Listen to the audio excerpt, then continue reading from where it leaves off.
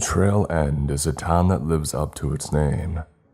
It's a sleepy hamlet nestled between the banks of the Tennessee River and the foothills of the Appalachian Mountains.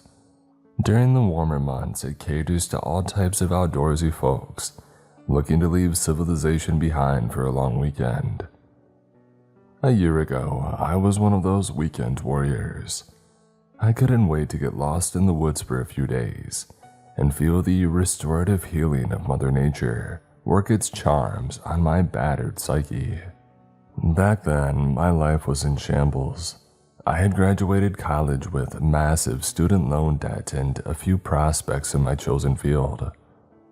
I applied to every job that fit my degree but couldn't even land an interview. Needing money, I took a day job to help pay the bills until I could find something more permanent. 6 months later, I was still at my day job, and most of my prospects had dried up. Worse, the stress from my day job was eating my soul. I loved my coworkers, but management, as usual, was the worst. Every encounter, no matter how benign, left you feeling emotionally drained. The daily onslaught of being micromanaged into the ground was enough to make you want to jump out of the building. I'll give our company credit for one thing. They made the office building windows hard to break, and thus they saved countless lives. On top of that, my significant other Charlie and I were at an inflection point. We both were pondering the future, and only one of us was curious if it included the other person. In our best moments, our bickering was playful and fun. But lately, that had all started to curdle into bitterness and anger. Suddenly, my home went from being a refuge to a black hole of suck. At the time, it felt like my life was darkening. I wasn't sure if I had a light to see my way out. Our trip to Trail End was very much needed for a multitude of reasons. I was hoping to not only unwind and relax in the woods, but also to reconnect. If the trip went well, my relationship had a fighting chance. I didn't want to think about what lay ahead if things went sideways. We drove up together in my old beater.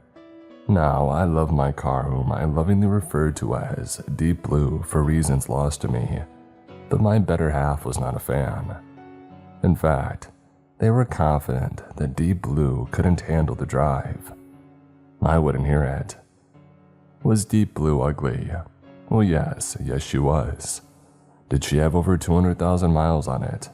Of course she did. Was she loud and had a constant check engine light glowing? All classic cars do. But I believed in her.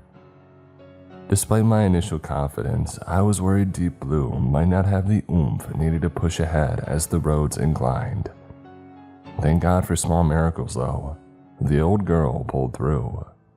Our cabin was in the middle of nowhere and looked like it was built during Abraham Lincoln's lifetime, but it was better than a tent. The interiors of the place were a touch better, but not by much. The perk of the place was a big river rock fireplace and a surprisingly comfortable king-sized bed. The condition of the cabin was a secondary concern for the trip. The real beauty was the view. From the cabin's front porch, you had a view of a golden valley filled with tall sweetgrass that swayed in the breeze. There was a wooden walkway that cut through the grass and led down to the banks of the river. It was a sight to behold. On the opposite side of the valley was a dense piney woods, so thick with trees that got dark hours before the rest of the valley did. When the wind blew, you could hear it push through the millions of pine needles, and it sounded like the ocean.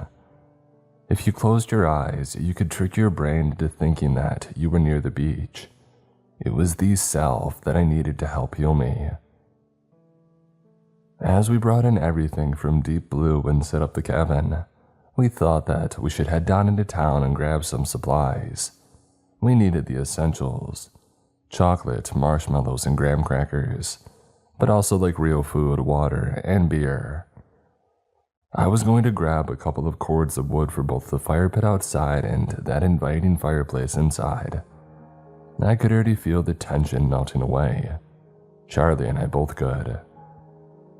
We stopped at Eddie's shack, the local general store, and picked up everything that we would need for the long weekend. It was fun, actually. We joked around like we had at the start of the relationship. Nobody put on airs. We were goofy and lovey and remembered that we still liked one another. If this was a portent of the weekend ahead, I was ecstatic. And then we met Eddie. Eddie was straight from small-town Central casting. He was older, though how old, who could tell? His salt and pepper hair was tucked underneath a weathered Bass Pro Shop trucker's hat. He wore a red and black plaid shirt that looked well worn with black suspenders pinning it down to his shoulders. Honest to God, when we saw him, he was whittling a block of wood into the shape of an old-timey truck. "The city folk?" Eddie asked without looking up. "How can you tell?" I asked. He just laughed. I stole the glance with my partner and rolled my eyes. "Where are you staying?" "The cabin up near Chimney Valley," I said. "A nice spot. You up to fish, hunt, or camp?" "Relax," I said. "A good place to do that." "Well, aren't you two a good-looking pair?" Eddie said, finally looking up. We both blushed a bit. "Thank you," Charlie said with a smirk. "I think so too." "You ever been up this way before?"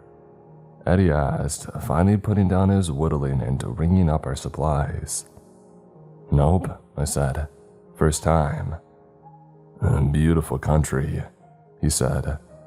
"It really is amazing," Charlie said. "We're above the Whippoorwill Trail. I can't wait to walk through that field. So many pretty wildflowers." "Yeah, I saw some pictures on Instagram of the fireflies in the field at night," I added. "I think we should walk down there later and see it firsthand." Eddie chuckled to himself and shook his head. "Not as good as advertised?" "Oh no, it's pretty enough," he said. "But if I were you, I wouldn't go wandering in the valley at night. Not at all." "What, wild animals?" Charlie offered. Things like that, but not that," came the reply. "What does that mean?" I asked. "You have any idea how old those woods are? That mountain range. It's older than Jesus himself," Eddie said, adding another whistle. "Older than the good Lord and deeper and darker than the pits below itself. Lots of things out there that we don't know about." I looked at Charlie and my eyes screamed. "Oh, we should leave." But Charlie wasn't quite ready. I saw that inquisitive look on their face and knew that we weren't going anywhere. Charlie had been hooked by Eddie's ramblings. "But you're only thinking on one thing out there, right?" Charlie asked. Eddie nodded as he bagged the marshmallows. "Yep, I'm thinking of one specific creature that I would avoid." "Are there others that you would invite in for tea?" I asked, trying to bring a little levity to a story that was taking a bleak turn. Eddie laughed. "Nah, not really. Besides, I'm not a tea drinker myself. More of a bourbon man." "What's the creature?" Charlie asked. "Well, they come as fireflies," Eddie said as he put the chocolate bars in the bag. "But they don't stay that way.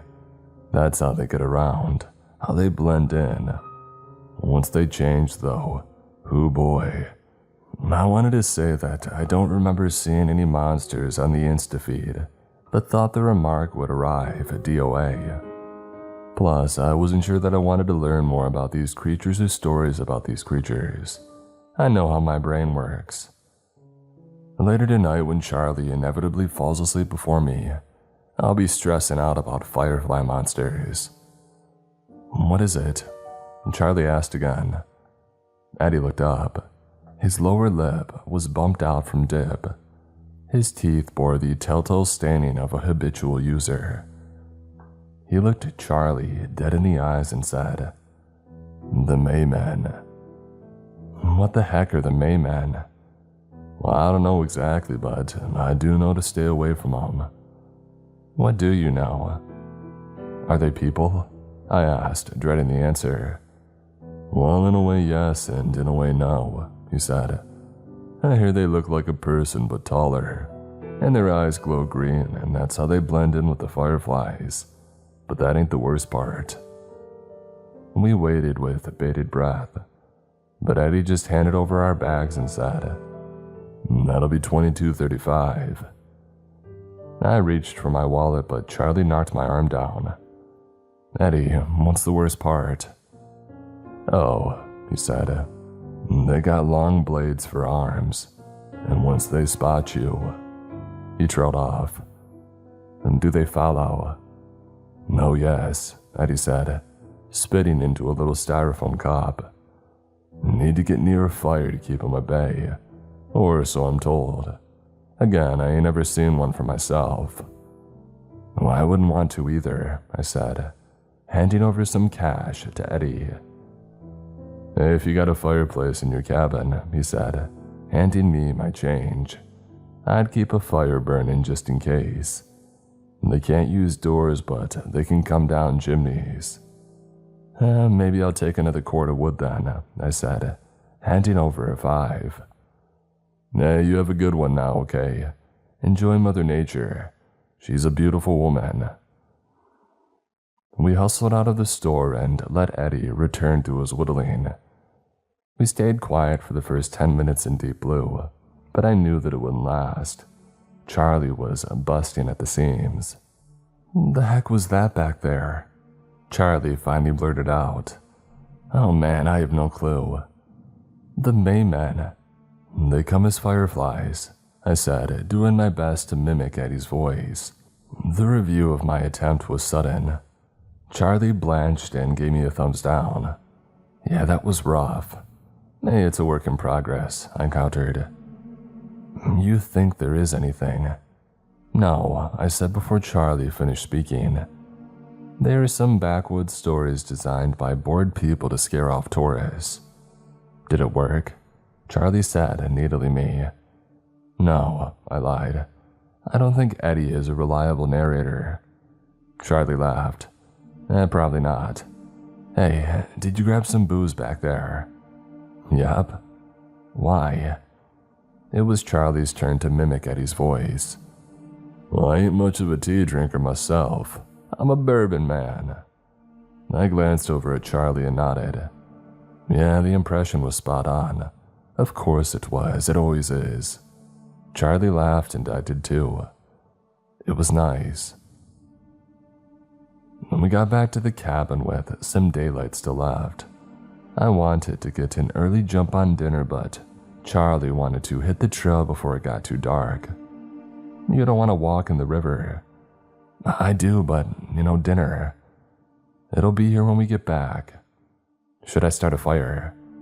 Prep a fire, Charlie countered.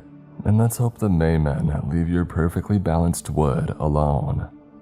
Oh, so funny, I said and went about setting up the fire in the fireplace. It was a smart idea to get this prepped. The walk through the valley to the river was longer than Charlie had thought, and we would both be starving by the time that we got back. Every little time saver helped avoid hunger taking hold. There was a wooden staircase from the cabin's property that led down about 50 stairs to Chimney Valley. The landing at the bottom was split into 3 different trails. The most popular and longest was the Whippoorwill Trail.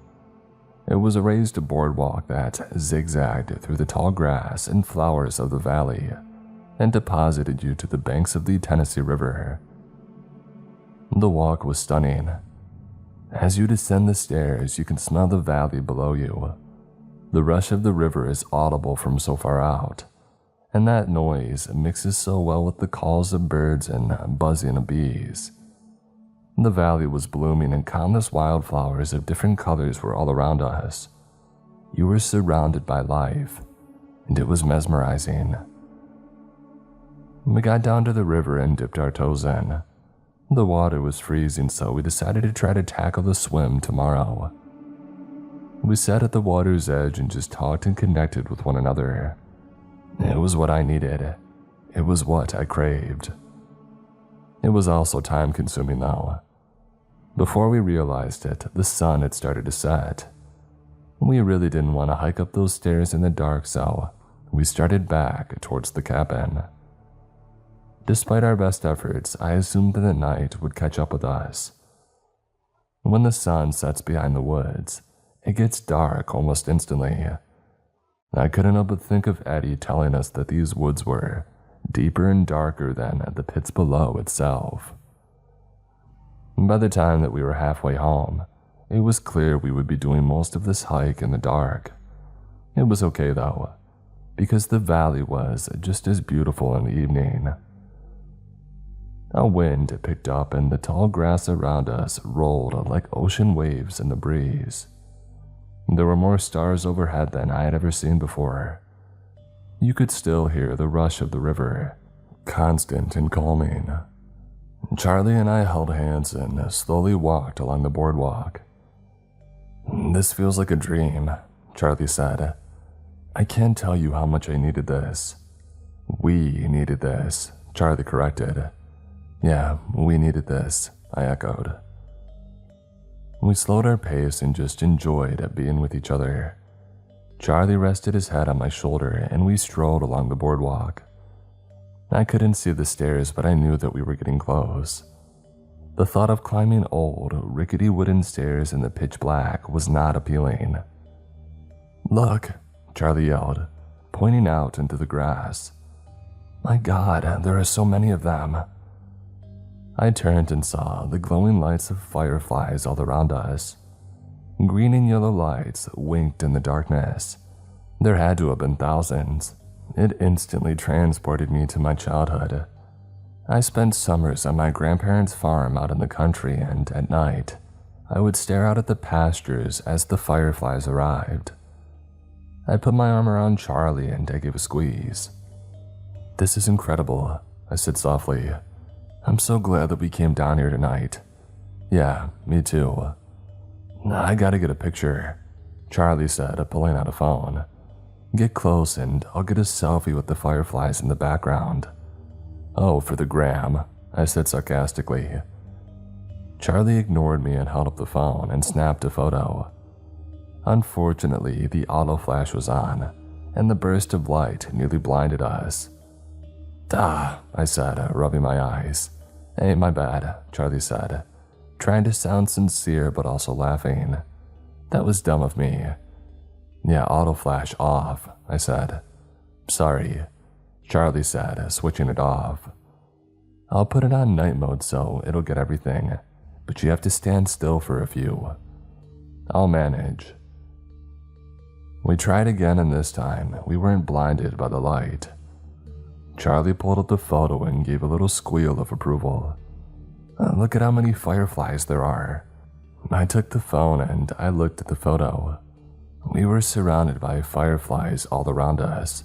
It really was an incredible photo. I always admired just how good Charlie was at taking photos. Even though it was just a selfie, Charlie managed to get so much depth to the shot. I was about to return the phone when something in the photo had caught my eye. I zoomed in on the space between Charlie and me and felt my body freeze. There were two fireflies between us in the shot, or I thought they were fireflies. On closer inspection, they were eyes. Somebody was standing on the boardwalk behind us. I didn't want to say it out loud, but I needed to tell Charlie. I pulled up the memo pad and started typing. Charlie was confused. "Hey, I was going to post this on Insta," Charlie said. I held up the screen. All I wrote was, "Somebody's behind us." In the faint glow of the phone, I saw Charlie's face go from bliss to horrified. Charlie took the phone from me and typed, "Are you sure?" I pulled up the photo and handed the phone over. Charlie looked at the photo and his jaw dropped. The phone started shaking. I grabbed Charlie's hands and held them. I tried my best to calm us both down. I leaned in close and whispered, "On 3, we run." "Okay," Charlie said, their voice shaking. "Is that a Mayman?" "I don't want to stick around to find out. You ready?" Charlie nodded and pocketed the phone. "Don't look back, just run for the stairs, okay? 1, 2, 3. We both took off like a rocket. At first, all I heard was our footsteps slapping against the boardwalk, and I wondered if my mind was playing tricks on me. But then I heard the high-pitched scream bellow from behind us. I felt it climb up my spine and lodge in my brain. I've never run so fast in my life. "What the heck is that?" Charlie screamed. "Just run." Charlie got to the stairs first and started taking them 2 at a time.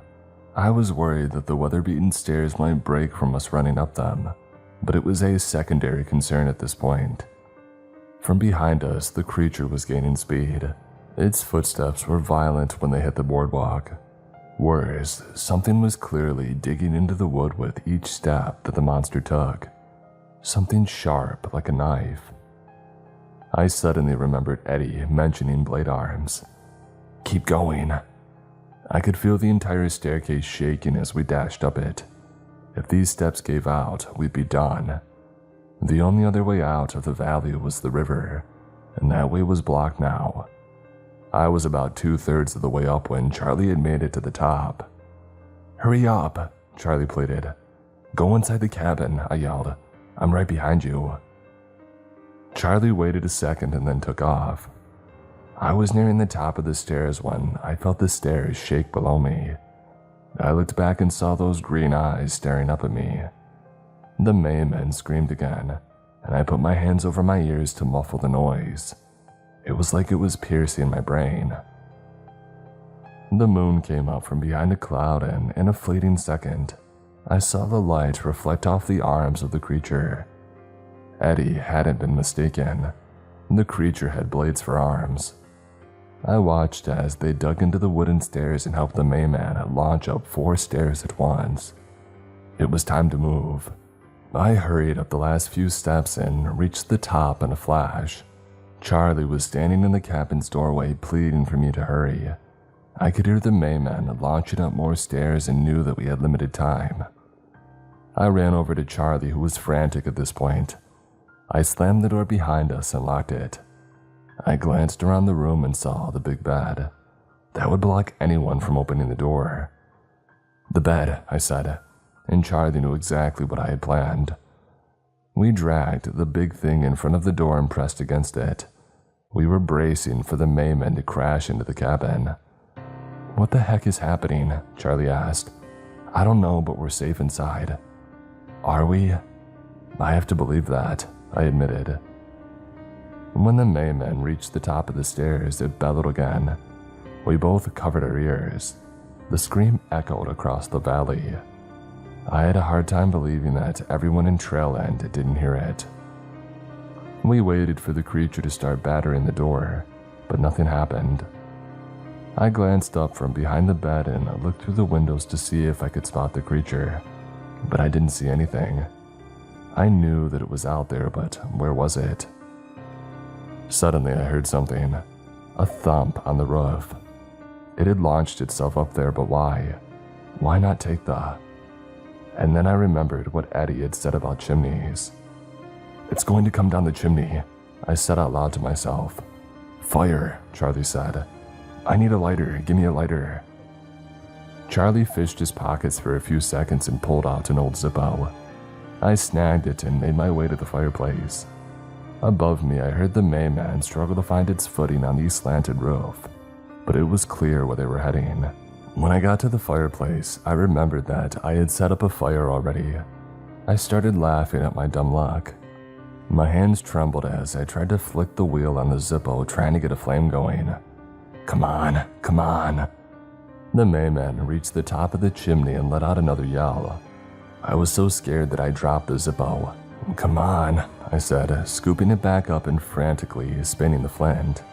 It would spark, but no flame caught. "Come on, light already, you piece of crap." I heard the blade arms dig into the river rock at the top of the chimney.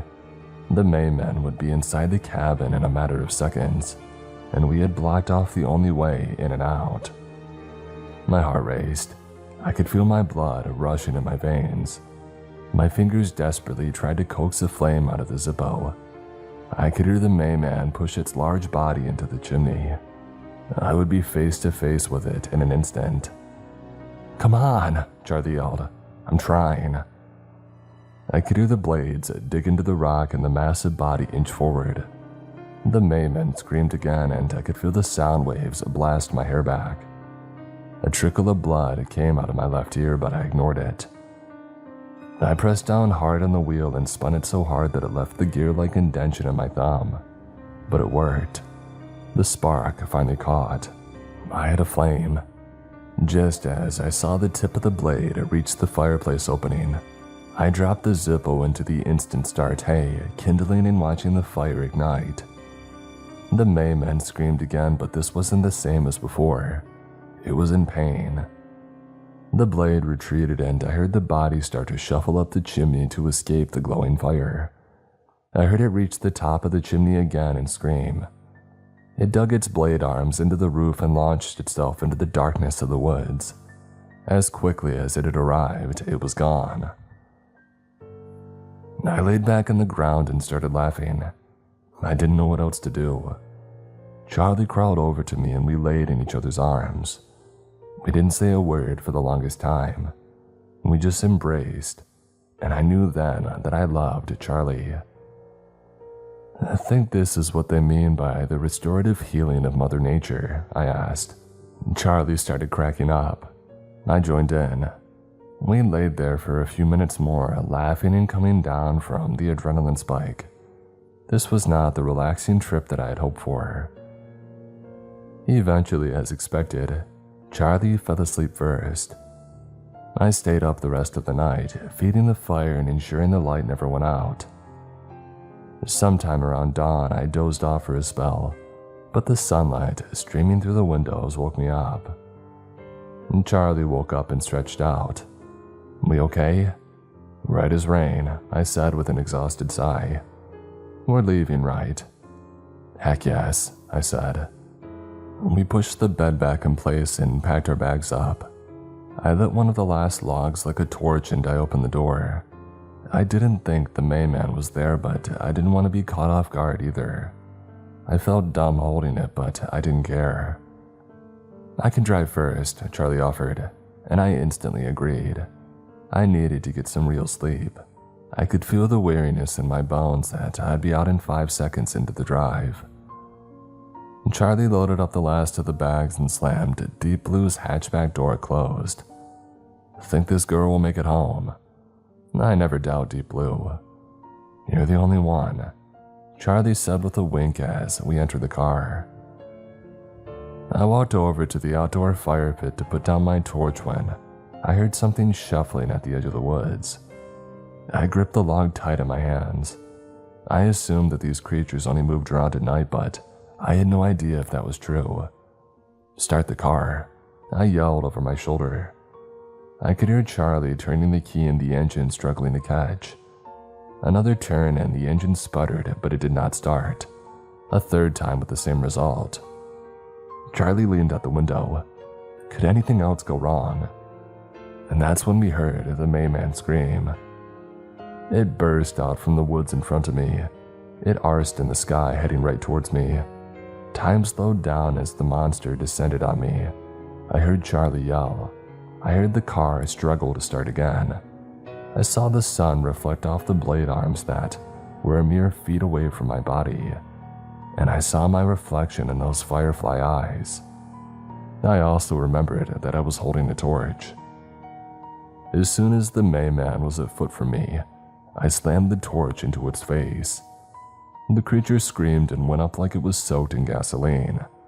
It crashed into me, but I kicked it off and scrambled to my feet. I dashed to the car and slid inside. "Go, go, go." Charlie cranked the key. Nothing. Cranked again. Nothing. Cranked a third time. Nothing. "I hate you, Deep Blue." I looked in the rearview and saw the Mayman fully engulfed in flames, steadied themselves and tried to stand back up. I patted Deep Blue on the dash and whispered, "Come on, girl, for me." Charlie cranked the key again and the engine caught. It roared to life. In a second, Charlie shifted into drive and floored the pedal, and we fishtailed on the dirt road, but the tires caught and we flew down the mountain. "You're getting a new car," Charlie said. "Deep Blue's had a good run, but come on." "Yeah, I know," I answered. "I know." We didn't stop driving for 3 hours. We both flipped off the "Welcome to Trailend" sign as we drove past. It was safe to say that we would never be coming back. Against the odds, things improved after the trip. I think when you face death, it helps you put things into perspective. Charlie and I had a long talk and decided that we wanted to stay together, and we're still going strong. Work got better too once I learned to leave the BS at the office. I'm still struggling to find my dream job, but this is America. We're all struggling. Last night, after Charlie fell asleep during the movie that we were watching on Netflix, I went out to our balcony and I watched the city below. The noise of the city isn't as comforting as the wind through the pine needles, but it has its charms.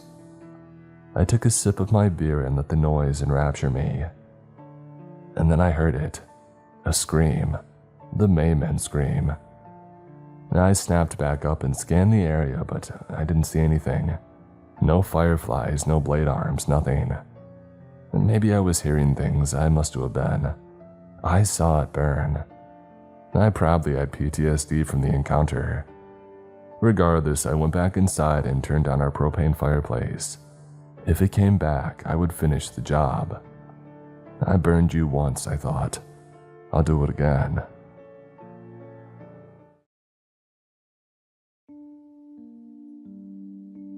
Today's episode is sponsored by Rocket Money. With prices going up on just about everything lately, being smart with your money isn't just a good idea, it's essential. But managing subscriptions, tracking spending, and cutting costs can feel overwhelming. Lucky for you, Rocket Money takes the guesswork out of it so that you can easily make smart decisions. Rocket Money is a personal finance app that helps find and cancel your unwanted subscriptions, monitors your spending, and helps lower your bills so that you can grow your savings. See all of your subscriptions in one place and know exactly where your money is going to. For ones you don't want anymore, Rocket Money can help you cancel them. Rocket Money has over 5 million users and has saved a total of 500 million in canceled subscriptions, saving members up to $740 a year when they use all of the app's premium features. Cancel your unwanted subscriptions and reach your financial goals faster with Rocket Money. Download the Rocket Money app and enter my show name, Creepscast, in the survey so that they know I sent you. Don't wait. Download the Rocket Money app today and tell them that you heard about them from my show.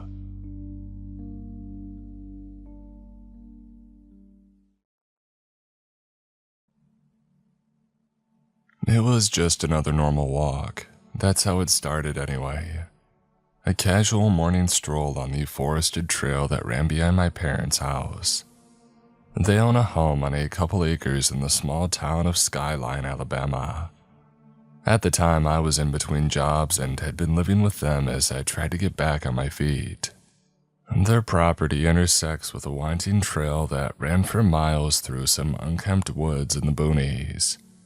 In the morning, the Appalachian hills would come alive with the songs of birds and fluttering of insects.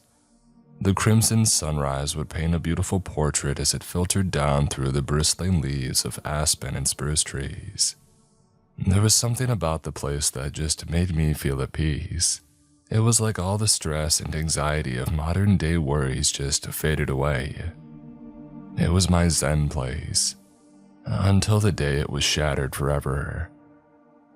The day it happened, I woke up a bit before dawn, had my coffee, and went out for an early morning walk. The sun had just begun to creep over the horizon when I left the house. I hadn't planned on being gone any longer than an hour, and had only been walking about 15 minutes when I noticed something strange. The path around me was oddly silent, with the only noise coming from the sounds of my own footsteps against the gravel. The usual sounds of the woodland creatures or the wind gently rustling the trees were absent. Everything was just completely silent.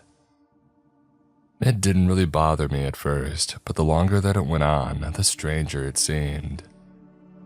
I finally stopped to try and determine whether it was some auditory illusion of some kind. I listened for any of the usual sounds. Cars on the highway a few miles out, lawnmowers fired up by the neighbors, or just any noise at all. But there was nothing, just silence. All of a sudden, I began to feel lightheaded. My vision started swimming and my knees grew wobbly beneath me. The hairs on my arms stood on end and a cold sweat dampened my brow. I didn't understand what was happening, but in seconds, I was struggling just to remain standing. Panic struck hard, and I desperately reached for my phone thinking that I was having a medical emergency.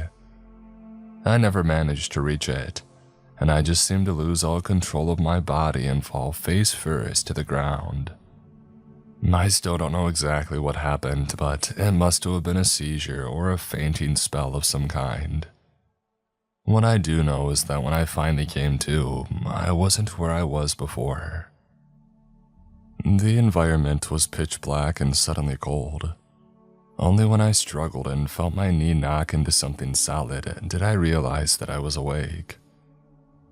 The sudden jolt struck right on the funny bone, causing me to wince out in pain. I tried to reach my hand out to rub the aching nerve, but found that I couldn't. There was something restricting my movement, something cold and covered in a sticky substance. My whole body was pinned vertically against the wall. Thankfully, the binds were not entirely restrictive, and I managed to finagle the cell phone out of my pocket. I flipped it open and the light glowed in the dark. It wasn't much, but it was enough for me to see where I was at, and that's when the true dread set in. As far as I could tell, I was in some sort of underground tunnel. The binds that restricted me looked almost like the roots of trees. They felt different though, more like dried mud than a plant. They were grayish in color and coated with random splotches of this greenish and black goo. It was sticky like tree sap, and it hung in gobs of tendrils from all over that smelled truly foul. I almost had a panic attack in that moment, as I realized I had absolutely no idea where I was or how I had gotten there. My initial thought was that there was some weird cave-in or earthquake, which somehow led to me ending up where I did. I shined my phone up at the ceiling but saw only the rigid outline of the rocky walls, no fissure or gap that I could have slid through, and thus that potential explanation died a quick, unceremonious death. My next thought was that I had been abducted by someone. I thought about yelling for help, but if that were true, then I doubted they would be likely to come to my aid. I realized an explanation in that moment was not nearly as important as actually getting out. After wiggling back and forth a bit, it was clear that it wasn't going to be enough to escape. I shined the phone around the corridor using what little lighting it provided to try and formulate a plan. I caught a break when the light gleamed off of some shiny metallic object only a few feet to my right. It was too far for my hand to reach, and so I extended my right foot out as much as I could. After struggling for a few minutes, I finally managed to dig my heel down on top of it and drag it back towards me. I then managed to press it against the wall and move it vertical so that I could reach it with my hand. It was some sort of bent iron rod. I didn't know how it had possibly gotten down there, but I was nonetheless happy it had. After slowly wedging it into one of the rods, I managed to push outward and cause it to crack. The roots, or whatever they were, crumbled with relative ease. A few of them broke away, and within a couple of moments, I managed to push my arm free. Soon after, I managed to slide my entire body up and out of the hole that I had created. Somehow it was only then that I remembered my phone was good for something besides shining a flashlight. I dialed 911, but to no surprise, the call didn't go through. That seemed another confirmation that I was somewhere underground, but I had no way of telling how deep. I realized then that in all likelihood, nobody was coming to find me. The time on my phone read 11:48 a.m., meaning that I had been out cold for nearly 6 hours. I had most of the same clothes on, a pair of tan cargo shorts and my running shoes. The only thing missing was my crimson Alabama University hoodie. After looking around, I saw no sign of it. The air felt chilly and stagnant, and I shuddered as I rubbed the goosebumps on my exposed arms. Other than my thin layer of clothing, I also had my phone, a Leatherman multi-tool, keys, a pack of gum, and chapstick. Not exactly a wilderness survival expert's emergency pack. The corridor was unnervingly silent, devoid of any cave ambience. No howling wind leaking in cracks or distant drips of water. Just silence, intrusive and all-consuming. I started to walk, squinting to try and maximize my ocular reception under the minimal light of my cell phone. Each footstep I took, I did so with the utmost caution that I was capable of. It felt as though every sense in my body had been hypercharged from the onset of adrenaline and confusion. Before leaving the area, I had one last look back at the root system that had formerly imprisoned me. A thought struck me then as I observed it from further away. It almost looked like some sort of primitive cage. The tunnel stretched on for dozens of yards. Along the ground, I started finding tufts of what appeared to be dried grass and straw randomly strewn about. Beyond that, the tunnel came to a bend to the left and the trail of grass continued towards it. Once around the corner, my eyes were met with the sight of an open cavern. In the waning light of my flip phone, it was difficult to tell, but it was clearly of much greater volume than the previous tunnel. In front of me was a large pile of sticks and dried grass similar to what I had seen earlier. Beyond that, the walls came to a sort of arch that briefly narrowed at 24 yards ahead of me, before seeming to expand out again in the next chamber. On top of the stone arch was a structure almost resembling a natural limestone bridge that seemed to connect two separate ledges some 30 feet above me. Above that, there appeared to be another open space, but once again my lack of proficient lighting made it difficult to tell. I tiptoed into the first section of the cave, keeping my head on a swivel. I reached the pile of debris and decided to dig within it to see if there was anything useful. After finding a long stick a moment later, an idea blossomed in my mind. I collected a few twigs and cut a long vertical strip off my belt with my pocket knife. I then removed both of my boots and socks.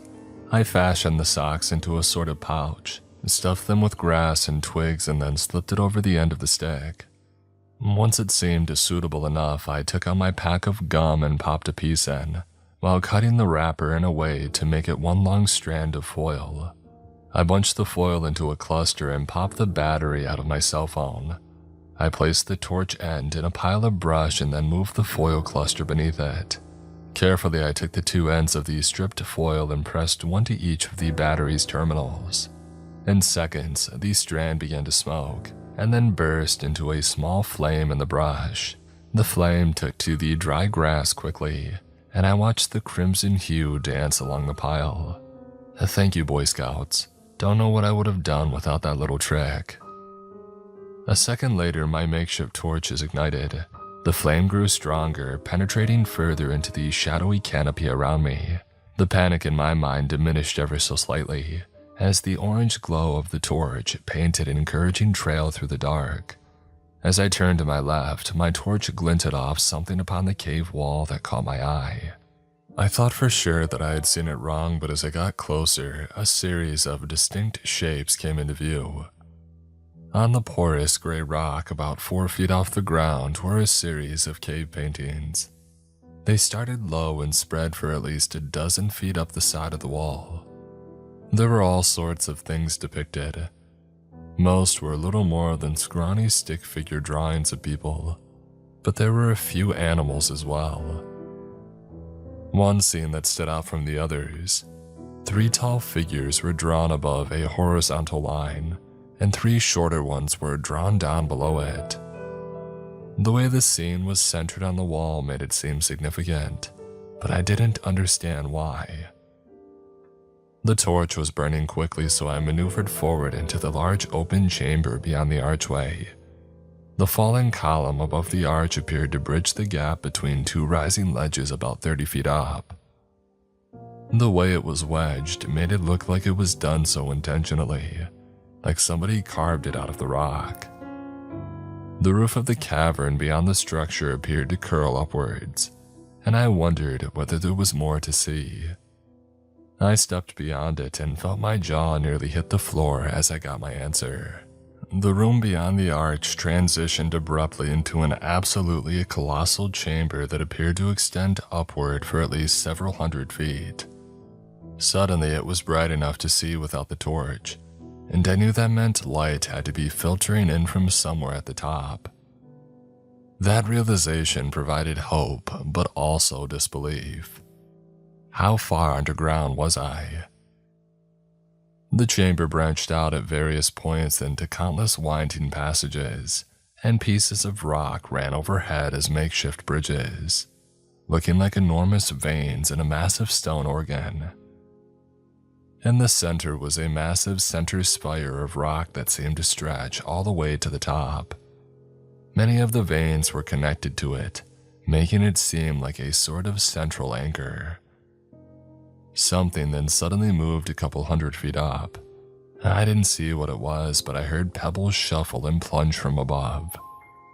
They hit the ground with thunderous clacks, sounding like popcorn popping through a megaphone.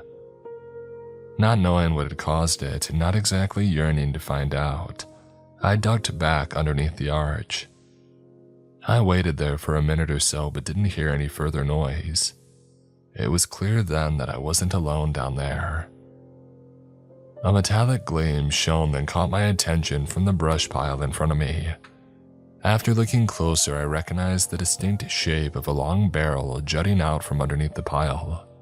Part of me couldn't even believe what I was seeing, but as I got nearer and pulled it out, things just got even stranger. It was a musket, old school, flintlock kind, like one from the Manifest Destiny era. It was in poor condition and obviously wouldn't be suitable for self-defense except maybe as a vulgar club. But that wasn't what held my attention. If it was authentic and judging from the advanced rust on the hide it seemed like it could have been, then it had to be nearly 200 years old. After digging around for a few more moments, I quickly stumbled upon other treasures. An old leather belt, an Adidas sneaker, a broken machete, a knapsack, and finally, a bone. I dropped it as soon as I realized what it was that it was holding. It looked like a large thigh bone from an animal, probably a horse or a moose. An extremely worrying thought then entered my head, one which sprouted goosebumps along my arms. I glanced around at the environment, seeing the large gathered pile of sticks and other things. The way the bundles were arranged made it almost look like it was some kind of nest. Even then it seemed like a ridiculous notion. The pile was at least 30 feet in diameter. There's no creature on Earth that makes a nest that big, at least not that I know of. I couldn't calm my nerves after that though, and decided to just continue trying to move upwards and reach the top, and more importantly the light. Once past the pile, I found myself faced with a series of 3 branching tunnels. One of them appeared to slope downward, and after a moment of contemplation, I decided to just take the one on the far left that veered up. My torch began to dim, and I did everything I could to maintain the flame for as long as possible. My pockets soon began to run dry of grass, and the cave once again grew dark. After a couple more seconds, it was little more than smoldering ashes. Once again, I found myself alone in the dark. I grabbed the cell phone from my pocket and silently debated whether or not to go back for more fuel. An awful stench then accosted my nostrils like the malaise of a polluted rolling tide, It smelled like sewage and rotten eggs. The scent became so overwhelming that I felt my eyes begin to water and bile climb in my throat. Along with the noxious scent was an overwhelming sense of impending doom.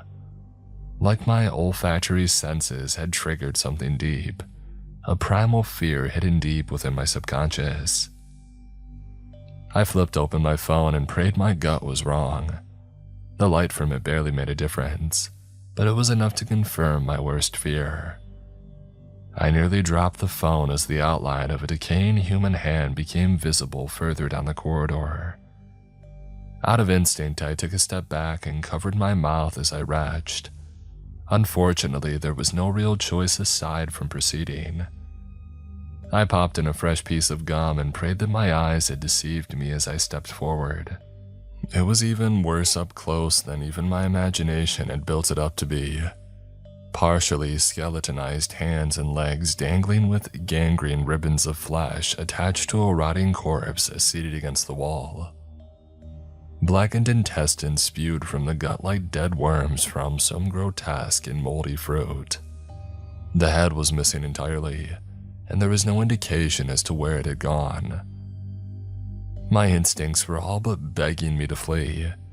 I had every intention of doing so too until I saw a small knapsack on the ground beside the remains. On a hunch, it may provide something useful, and seeing as how the person clearly no longer had any use for it, I decided to take it. Once I lugged it onto my back, I said a few parting words for the nameless corpse and I moved on. As if it wasn't obvious before, that moment was when I truly realized the severity of my situation. Before that, I had almost assured myself that me waking up there was some kind of mistake or odd coincidence, but after seeing that, I abandoned that idea. Anxiety constricted my mind as I wondered whether I had been kidnapped by some perverse serial killer, chained up like a pig ready for slaughter, whenever he thought to entertain the notion. After putting sufficient distance between myself and the corpse, I knelt down and popped open the knapsack. Inside, I struck gold with a flashlight, a box of matches, a half-full water bottle, a pack of granola bars, and a few magazines. Those were all most welcome additions, but much to my chagrin, there was nothing to identify who the person was, or how they had gotten there. At least the flashlight still had some juice left in it. I flicked the switch and watched the flashlight sputter to life and blaze a trail through the passage. The tunnel was pretty unremarkable, appearing as just a long winding passage that led upward. Ever since the brush pile, I hadn't heard so much as a single decibel of sound. I never really realized how comfortable background white noise is until I was forced to go without it. After a couple more minutes of walking in utter silence, I reached another open chamber. Two more branching passages lay further ahead and seemed to stretch in nearly opposing directions. One branched out left and one right, with both seeming to lead upwards.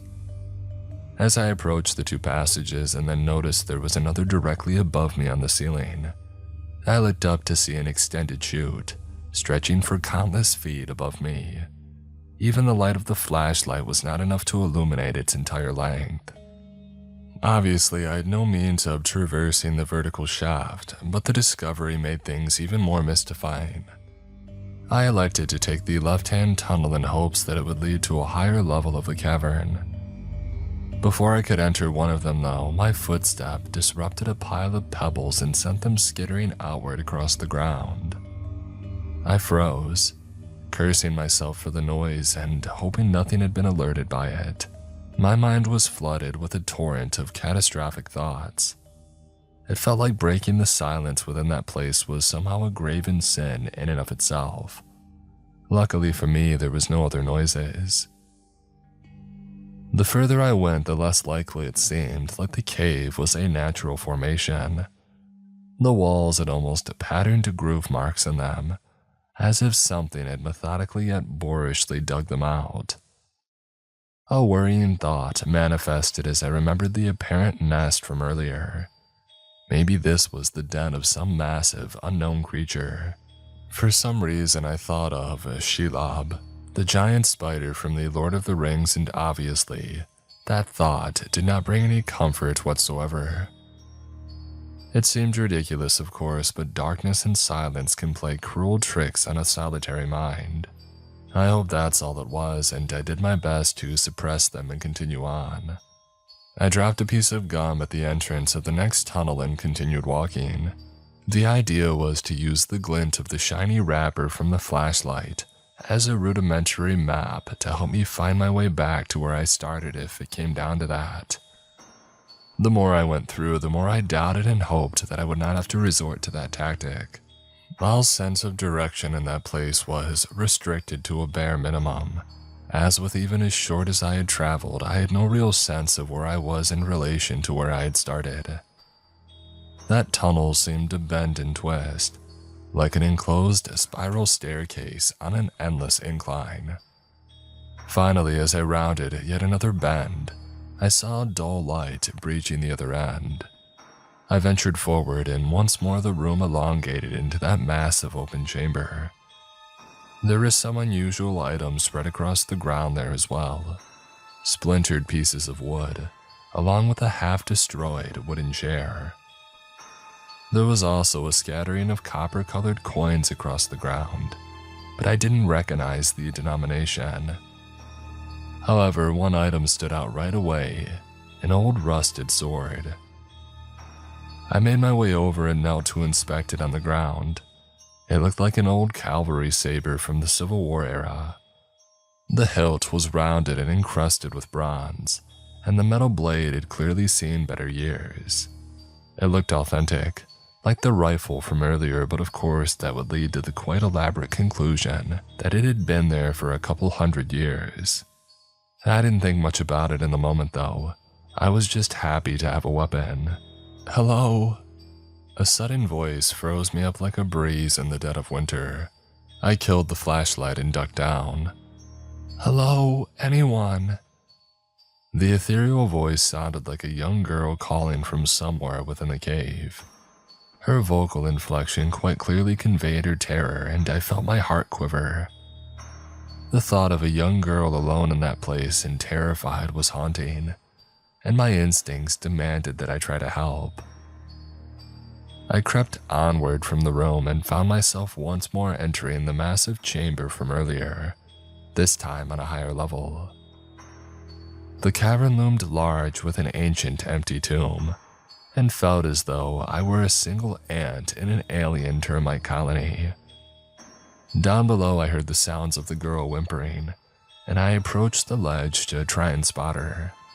The area beneath me was shrouded in shadow, and I saw nothing upon first glance. I debated upon turning my flashlight back on and shining down, but some part of me wouldn't comply with the thought. Like I knew it was the right thing to do, but fear had constricted me, and it wouldn't allow my hand to cooperate. I peeked over the edge, waiting in the darkness to try and see her. Her hushed sobs and frantic breathing met my ears, but I couldn't determine exactly where they were coming from. I kept quiet and continued listening, but something strange then happened. Her muffled cries changed to pitch and suddenly morphed into what I can only describe as a hooting, almost a manic animal screech. It was the weirdest thing that I had ever heard. Something then suddenly darted through the darkness down below me. I couldn't tell what it was, but it was quick. It disappeared in a split second, and I was forced to entertain a ridiculous notion. Maybe those sounds were not meant to signal distress. Maybe it was a lure. I can't exactly say why that unnerving thought entered my mind, but I picked up the pace a bit from then on. I crossed a fallen column to reach a higher elevation of ledges, sneaking glances down below to keep an eye out for whatever that thing was. Luckily, I managed to cross without incident, and kept maneuvering further into the convoluted cave system. Every path which seemed to incline upwards was the one that I took. At every tunnel I took, I left another piece of the wrapped gum at the entryway, and the pack continued to dwindle. Most corridors and rooms that I came to held very little of interest. found a few empty piles of animal bones as well as various personal belongings scattered around. The items I found in no particular order were an old briefcase, a torn pair of jeans, a Solo winter boot, a Chicago Cubs baseball hat, and a lunchbox with spoiled contents. All of it was rather asinine, but then I came to that room. It was tucked away behind a large room that split into several other paths. By this point, I was at least several hundred feet above where I had started. The room itself was little more than a small separate grotto, but the items that I found inside were truly interesting.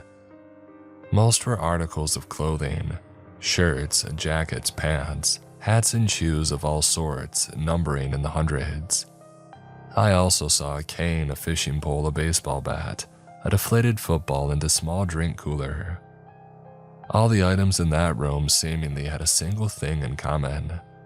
They all were either entirely or primarily red. It looked as though somebody had collected all of them over the years, and some of the articles and items looked decades old at the very least. I kept my new saber clutched tightly as I waded my way through the debris. I was then struck by the epiphany that my suspiciously absent hoodie had also been red. I looked around for it briefly, but I didn't find it.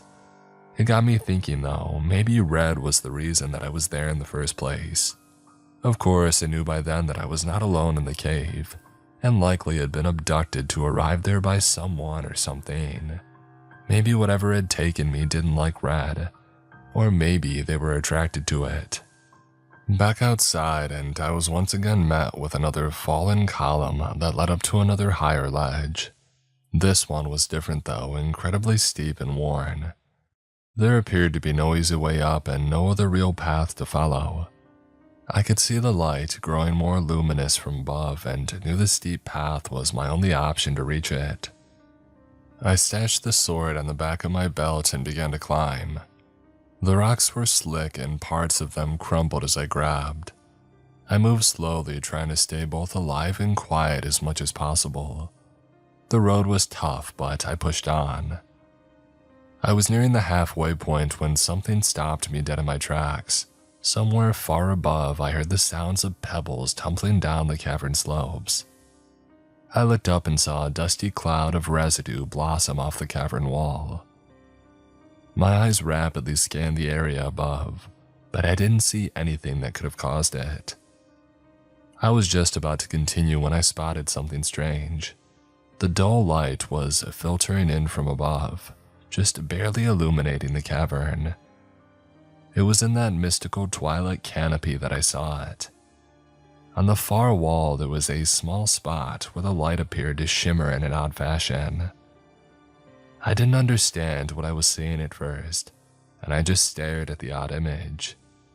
It almost looked like something translucent was partially obscuring the light, like an impossible patch of water held together by some unknown force. I must have blinked or something, because one moment it was there and the next it was gone. A cold chill swept down my spine, and I decided the best thing that I could do was just keep moving. After taking a moment to level out my breaths, I continued onward, and thankfully, I reached the next ledge. Once I hauled myself up, I peered back down over the ledge and saw the chamber plunge downward into obscurity. By that point, I was nearing the top where the light was coming from. I just hoped that all the effort to get there would be worth it. The room beyond that ledge was yet another empty space, or at least I thought it was. Once inside, my flashlight gleamed off one of the walls and illuminated several patterns on the rock. The entire thing appeared haphazardly scrawled in some sort of black ink. It was only when I backed further away from the wall that I realized what it was. At first, I saw only squiggled lines, bloated ovals, and winding tubes, and then I saw the X carved into one side. A realization struck me then. It was a map. It was crudely made, but after further examination, I recognized that the X section was similar to the cavern that I was in. The pathways drawn also seemed to vaguely reflect the ones that I had taken to reach that point. My eyes grew wide as I made the undeniable discovery that if the map was in any way accurate, then I hadn't seen anything yet. The colossal chamber that I was currently in was only a tiny fraction of the entire piece. I counted 6 or 7 other sections that were at least double the size. The ends of the portrait seemed to fizzle away, as if whoever had drawn it had not yet completed the entire thing. That realization was staggering. Just how big is this place? I took a picture of the diagram with my cell phone and moved on. There were sudden noises and clangs far off in the distance, and I decided to move towards the light as quick as I could. According to the crude map, the way out of the labyrinth was near. If it was anywhere near true proportions, then I was already about 3/4 of the way there. I just had a little bit higher to go, but the worst was yet to come. I advanced onto yet another tunnel and began the arduous climb upward. I could see the light getting nearer, and I just hoped there was an actual means of getting out. Luckily, after rounding a few corners, I came face to face with just about the most beautiful thing that I had ever seen. The exit. In the ceiling, there were several partially transparent films of unknown material stretched over holes. The light was gently beaming in from above, and I knew it had to be the way out.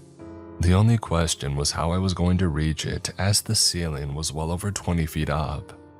I made my approach into the open cavern and stared upwards at the patches in the rock above me. There were grooves and indentations in the side of the wall, and I thought that I may use them to climb up. It looked possible, but I didn't get the chance to try then. Out of the blue, I was suddenly struck in the chest by something. The blow was sudden, completely unexpected and sharp. I crumpled to my knees and held my ribs where the blow had struck, feeling blood begin to spill from several open wounds on my abdomen. I then heard the sudden pitter-patter of feet scampering by me.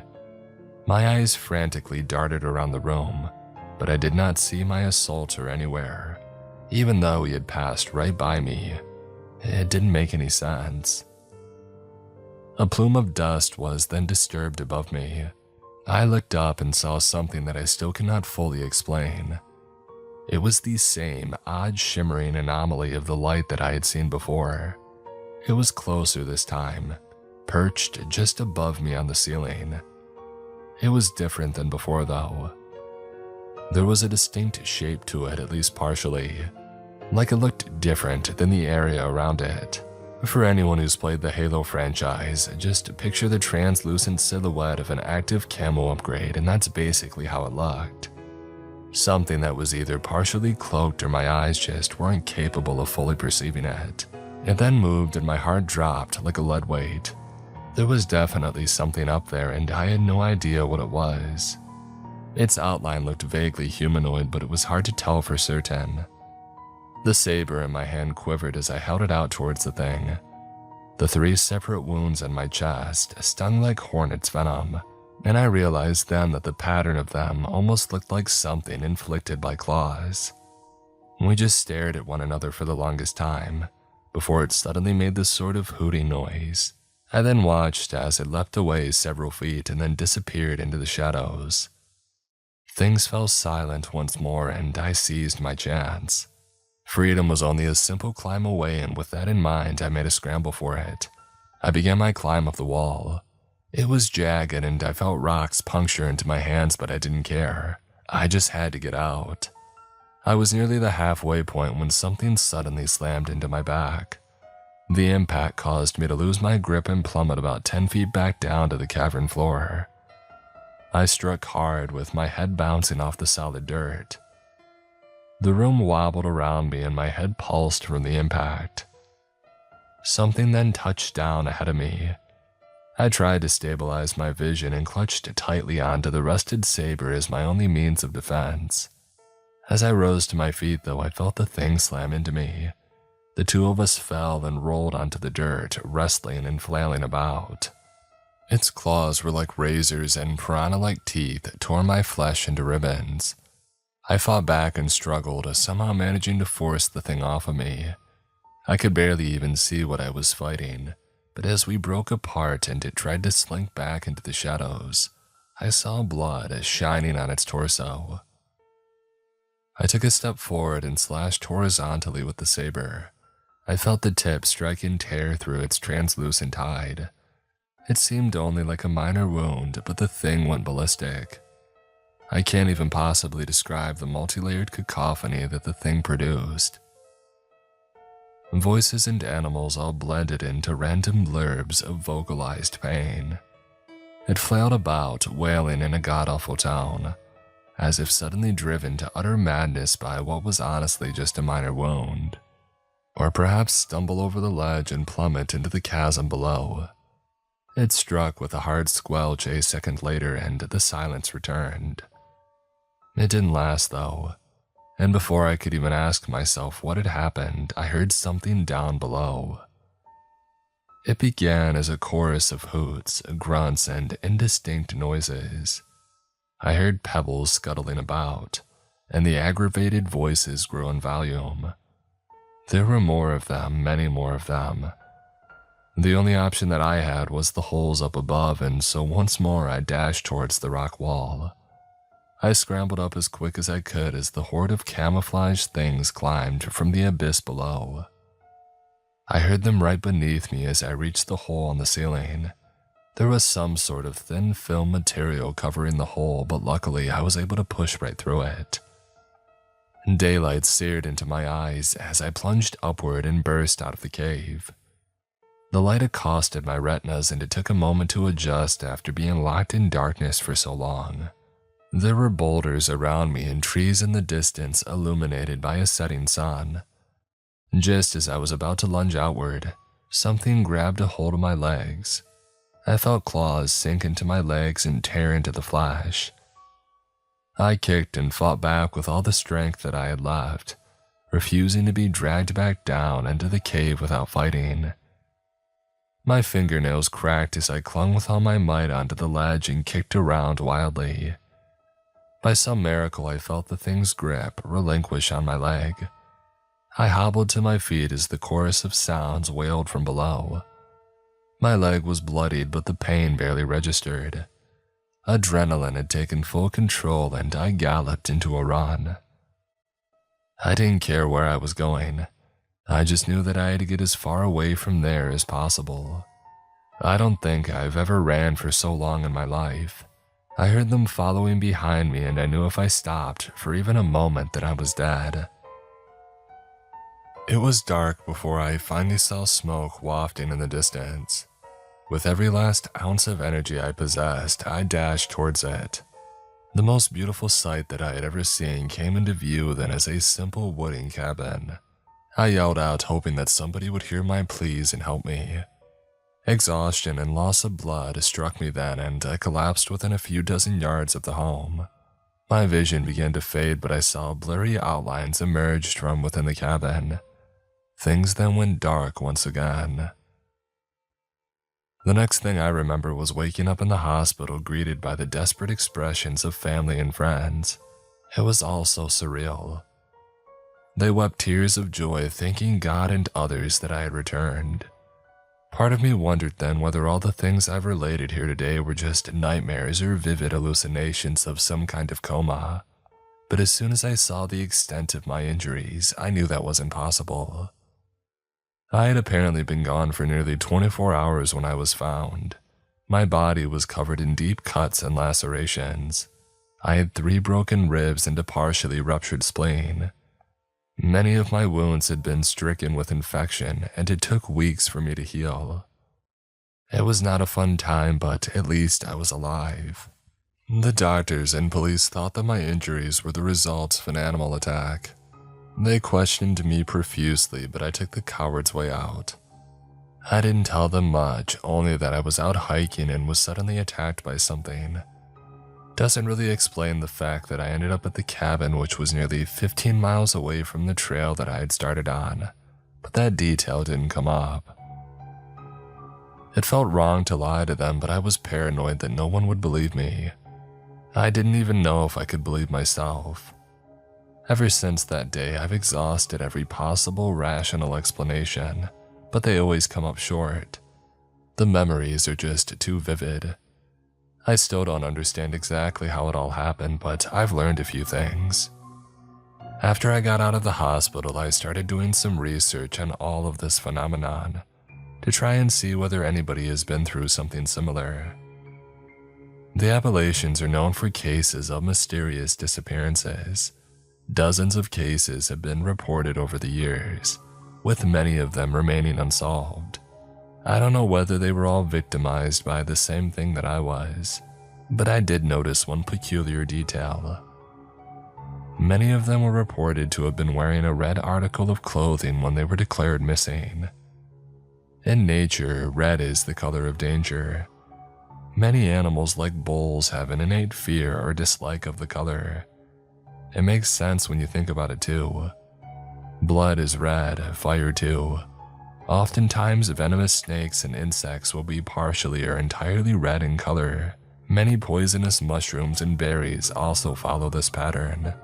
I'm not positive, but I do believe red has something to do with this. As for what those things are, I really don't know. I've considered everything from aliens to ghosts and interdimensional creatures, but I don't think anybody knows for sure. There's a local legend about beings that supposedly live deep in the woods, hidden away from people. Indigenous folklore in the area mentions them extensively, but it sounds ridiculous. Fairies. Nothing like the cutesy Tinkerbell or Cosmo and Wanda. According to legend, they are subterranean creatures that stalk and drag their prey back down to their burrows. A lot of stories claim they live near rocks and boulders, something which reminded me of the location that I arrived in after first exiting the cave. I didn't really buy into this explanation until a friend of mine who was Native American mentioned one particular detail. Apparently, these beings are allergic to steel. That may explain what happened to the one that attacked me after I had nicked it with that old saber. Maybe the steel of the blade caused it to have a reaction. As for their apparent ability to cloak themselves, well, no one who I've told this account to honestly has been able to explain that. My same friend who told me about the fairies admit that he never really believed in them. They were just stories that his grandfather used to tell him as a kid. Both of us don't really know what to think now. Some people say that all myths and superstitions are rooted in something real. Real but benign stories passed from generation to generation by word of mouth is spiced up and exaggerated upon, thus eventually leading to the folklore that we tell each other around campfires. Maybe this story, the myth, doesn't need to be exaggerated. Maybe the reason that the world scoffs at these stories is because the truth is very good at hiding. I know how all of this sounds, trust me. Every skeptical thought that has passed through your mind while reading this is probably something that I myself have considered at one point or another. If you choose to write this off as no more than fiction, then that is your decision. I've saved this for the end because I know there are those who skim through posts to see the conclusions. I want as many people to see this message as possible. It's the only thing that really matters. Please, don't wear red in the Appalachian woods or any other woods for that matter. You may not believe in or ever see the things that I have, and honestly, I hope you never do. But just remember, when you're out on a trail in the middle of the woods, they will see you. Don't provoke them, because even if you survive, you'll spend the rest of your life knowing a truth that no one will ever fully believe, just like me.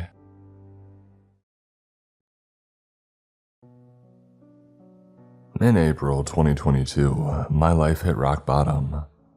The restaurant that I used to work at as a cook had just let me go, and finding another workplace was turning out to be a huge challenge.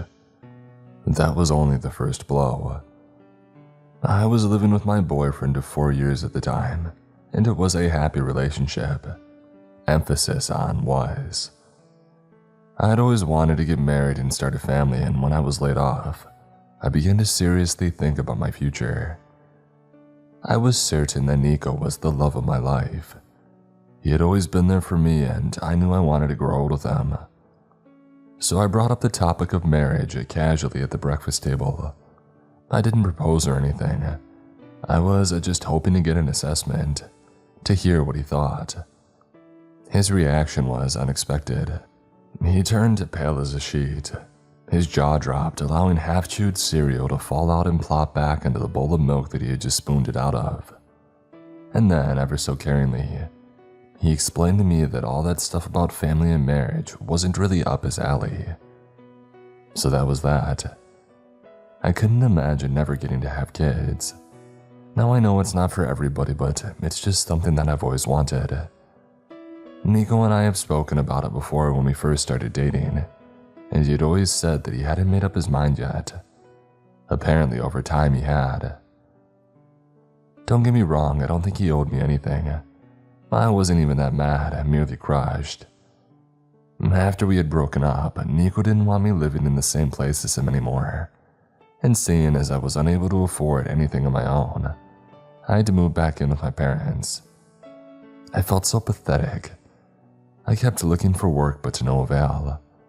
I had lost my job, my home, and the man that I loved, all in that 1 month of April.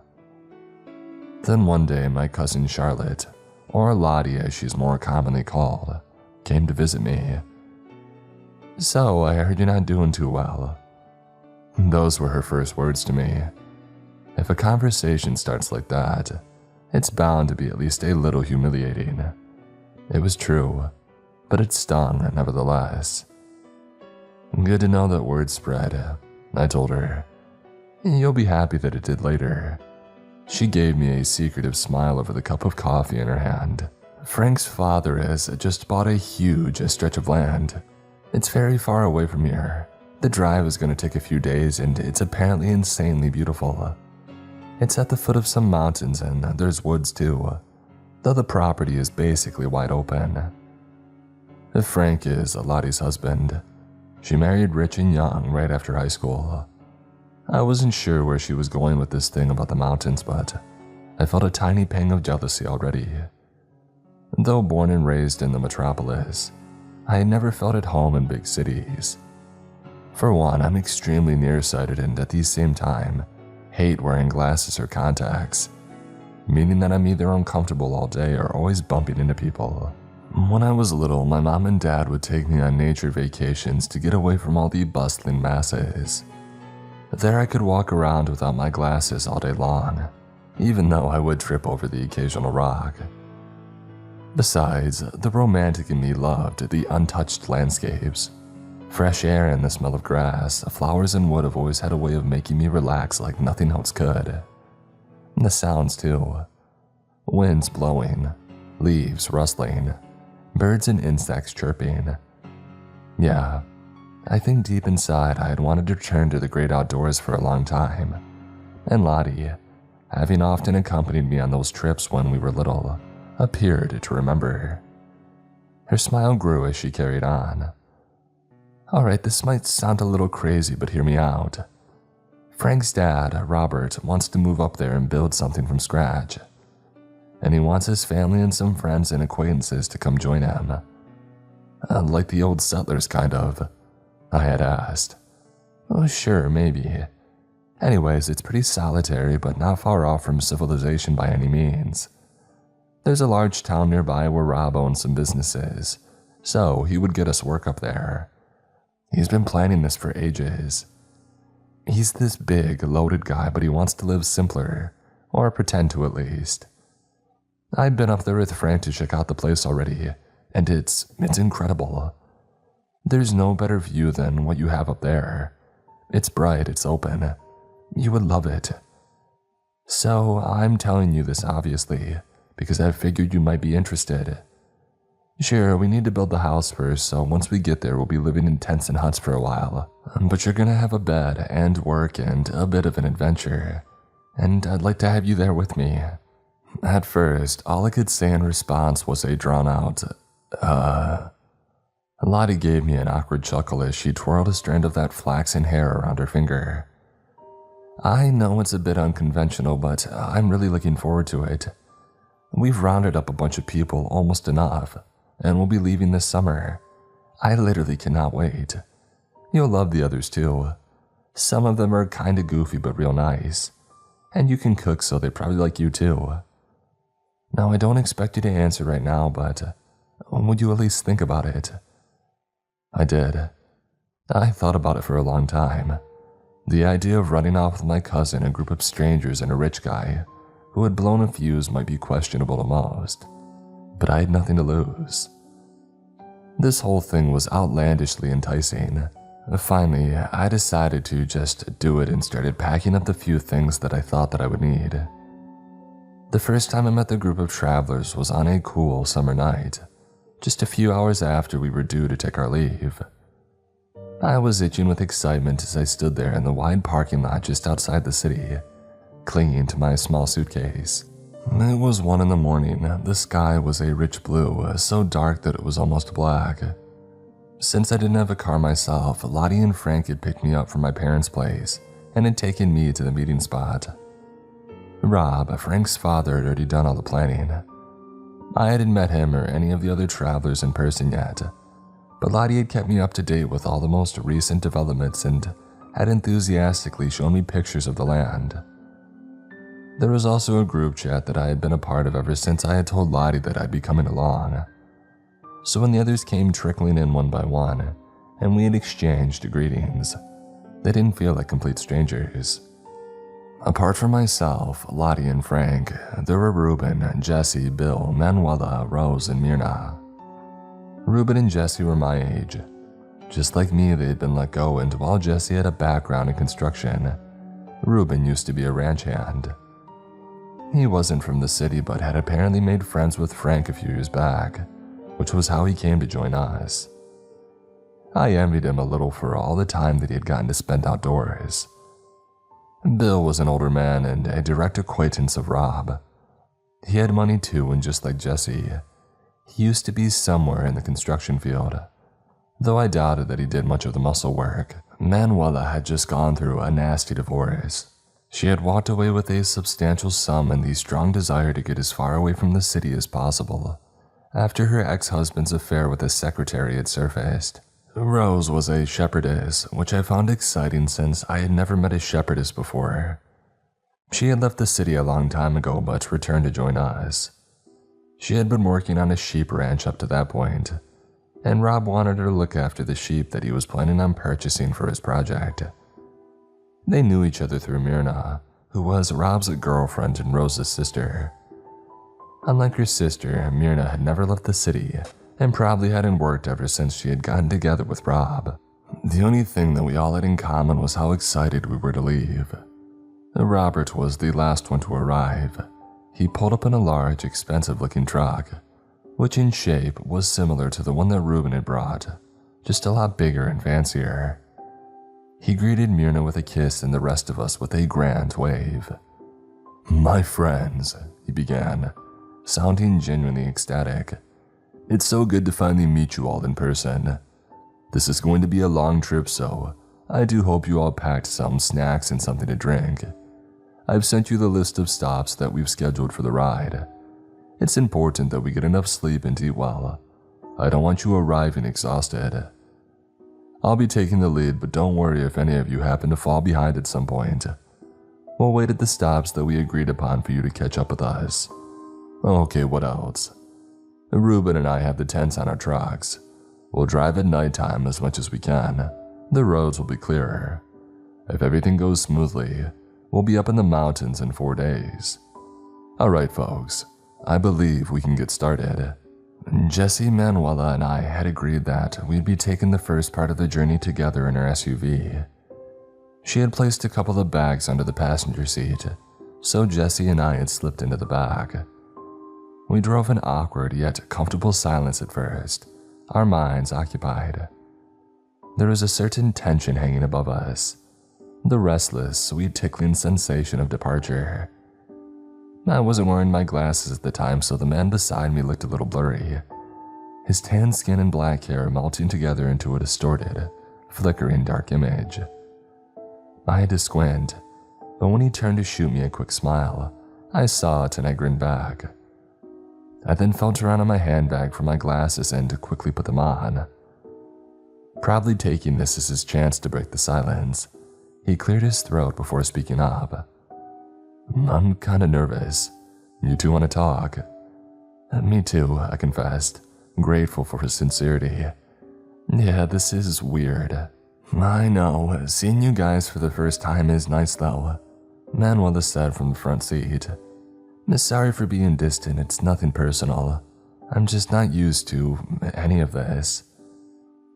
I noticed a very slight, silky accent swinging along in her voice. Curious, I asked her about it and she said that she had grown up in Madrid, and that's where her mother was from. We lingered on the topic of our origins for a while. Jesse and I were both from the city, born and bred. I'm just so sick of it, Jesse told us. All the noise and those dang lights.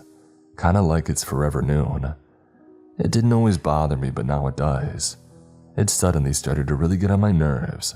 The craziest thing, just like that. My grandpa died a little while back, and he always said that he wanted to get out of the city too. He never did. I don't want it to be like that for me. He shook his head and then drew himself up with an amused snort. I prefer the cursed ground. I don't care so long as it's outdoors. Cursed ground, I repeated, raising a brow. What? No one told you yet. Jessie sounded surprised, and I thought I was the last one to know everything.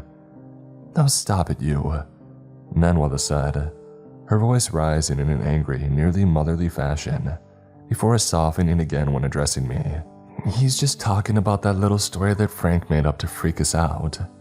Do you know him at all? He's kind of superstitious and loves telling ghost stories. So he came up with the rumor that the land is haunted or something. Not haunted, cursed. Jesse corrected her eagerly, enthusiasm sparking in his tone. Turning to me, he added, I don't think he made it up. I could tell that he wasn't being serious, but I still felt the tiniest bit of unease at these words. So what exactly did he say? Jesse lowered his voice conspiratorially. He says that he found marks on the trees there, old signs carved into the wood by someone marking their territory.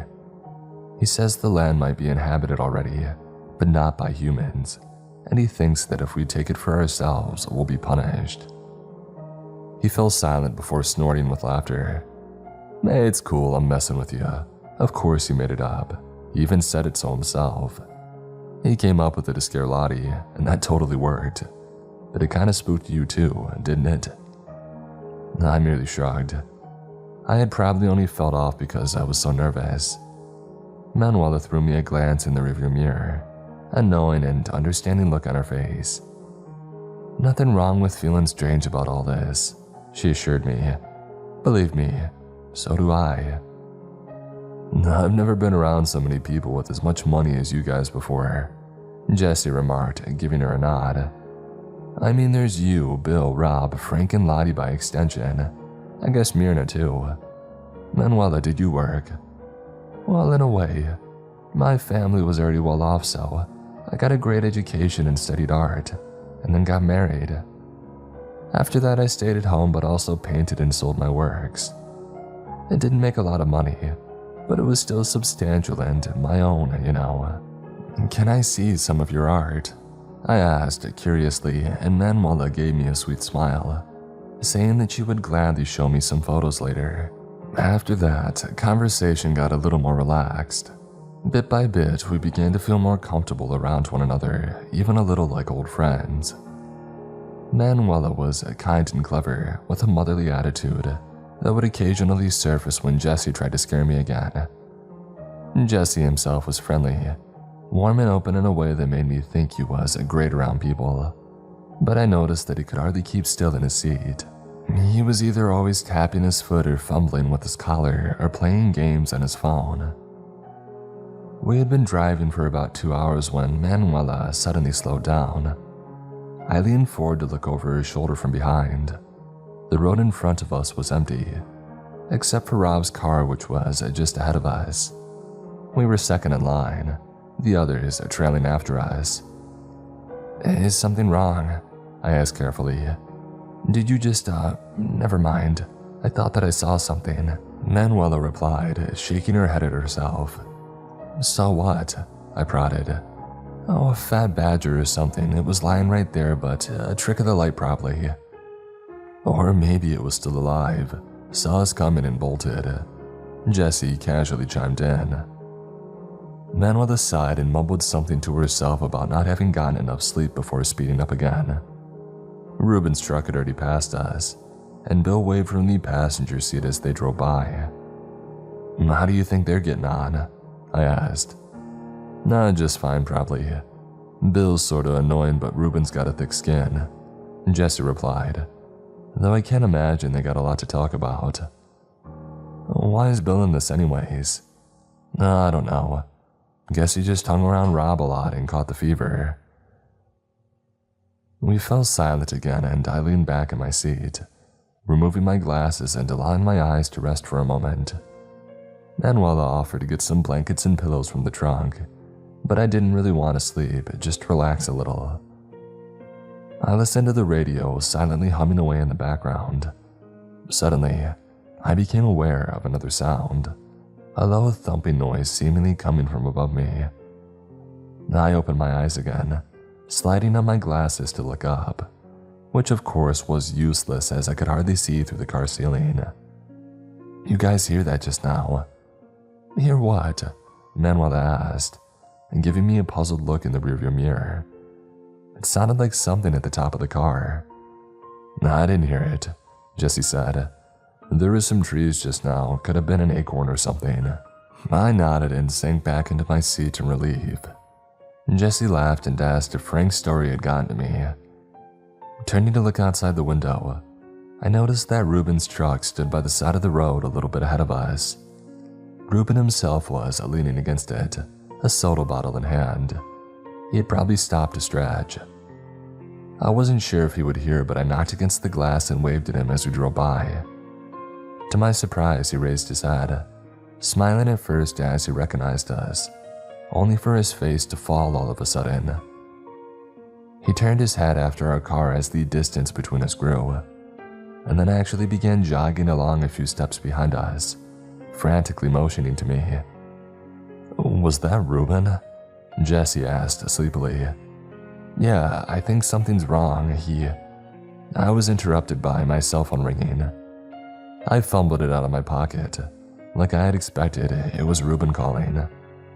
I hurriedly answered, and before I could even say a word of greeting, he spoke up in a grave, husky voice. Stop the car. What?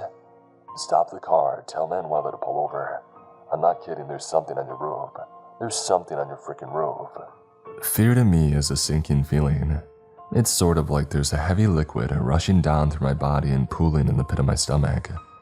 That's what I felt when I heard what Ruben had said to me that early morning. Pulling away from the phone, I told Manuela to stop.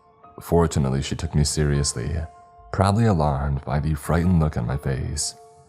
What's going on? She asked as she quickly parked up by the side of the road. Ruben said there's someone on the roof. I replied breathlessly. What? Holy crap, Jessie muttered, glancing between us incredulously. He can't be for real, he's gotta be messing with us. He said he's not. I stammered, picking up the phone again. The call was still going and I asked Ruben if he was still there. Hold up, I'm coming, he told me, and I could hear frantic, stomping footsteps in the background. Almost there, give me a second. Don't get out, stay in the car, okay? The three of us waited with bated breath, none of us saying a word. Finally, Ruben spoke up again. Oh, crap. He sounded angry this time. I'm here, don't be mad at me, but there's nothing there anymore. Jessie, having leaned in to listen, growled and snatched the phone out of my shaking fingers. What the heck, man? You freaked me out. Do that again and I'll... He was interrupted by Ruben opening the door on the side of the car, sticking in a head of unruly brown hair. Look, I wasn't messing with you. There was really someone on your roof. I sighed, took back my cell phone, and I ended the call. Don't ever do that again, please. I wasn't joking. I saw something, I swear. You were just driving by, you knocked and waved at me, and then I looked up and there was this really small guy. I didn't see much of him, just a dark figure on top of the car. It looked creepy as heck too. He was kind of cowering up there, clinging to the roof. I don't even know how he even managed to stay up there. A visible shudder ran through his body as he straightened up, rolling his shoulders. "You three are all okay, right?" "Oh yes, I think I just suffered a minor heart attack," Manuela said, a low grumble rolling along with her voice. She had only just gone back to breathing regularly again. This sudden interruption had really left its mark on her. I was sour too, but more than anything, I was glad Ruben had been mistaken. And that's when I remembered something. "I heard something hit the roof earlier," I remarked. "Yeah, but you're the only one who did, so it couldn't have been loud enough to be a person climbing up there. How would that have worked anyways? Come on, you two, it's nothing." Jesse's tone was confident and soothing.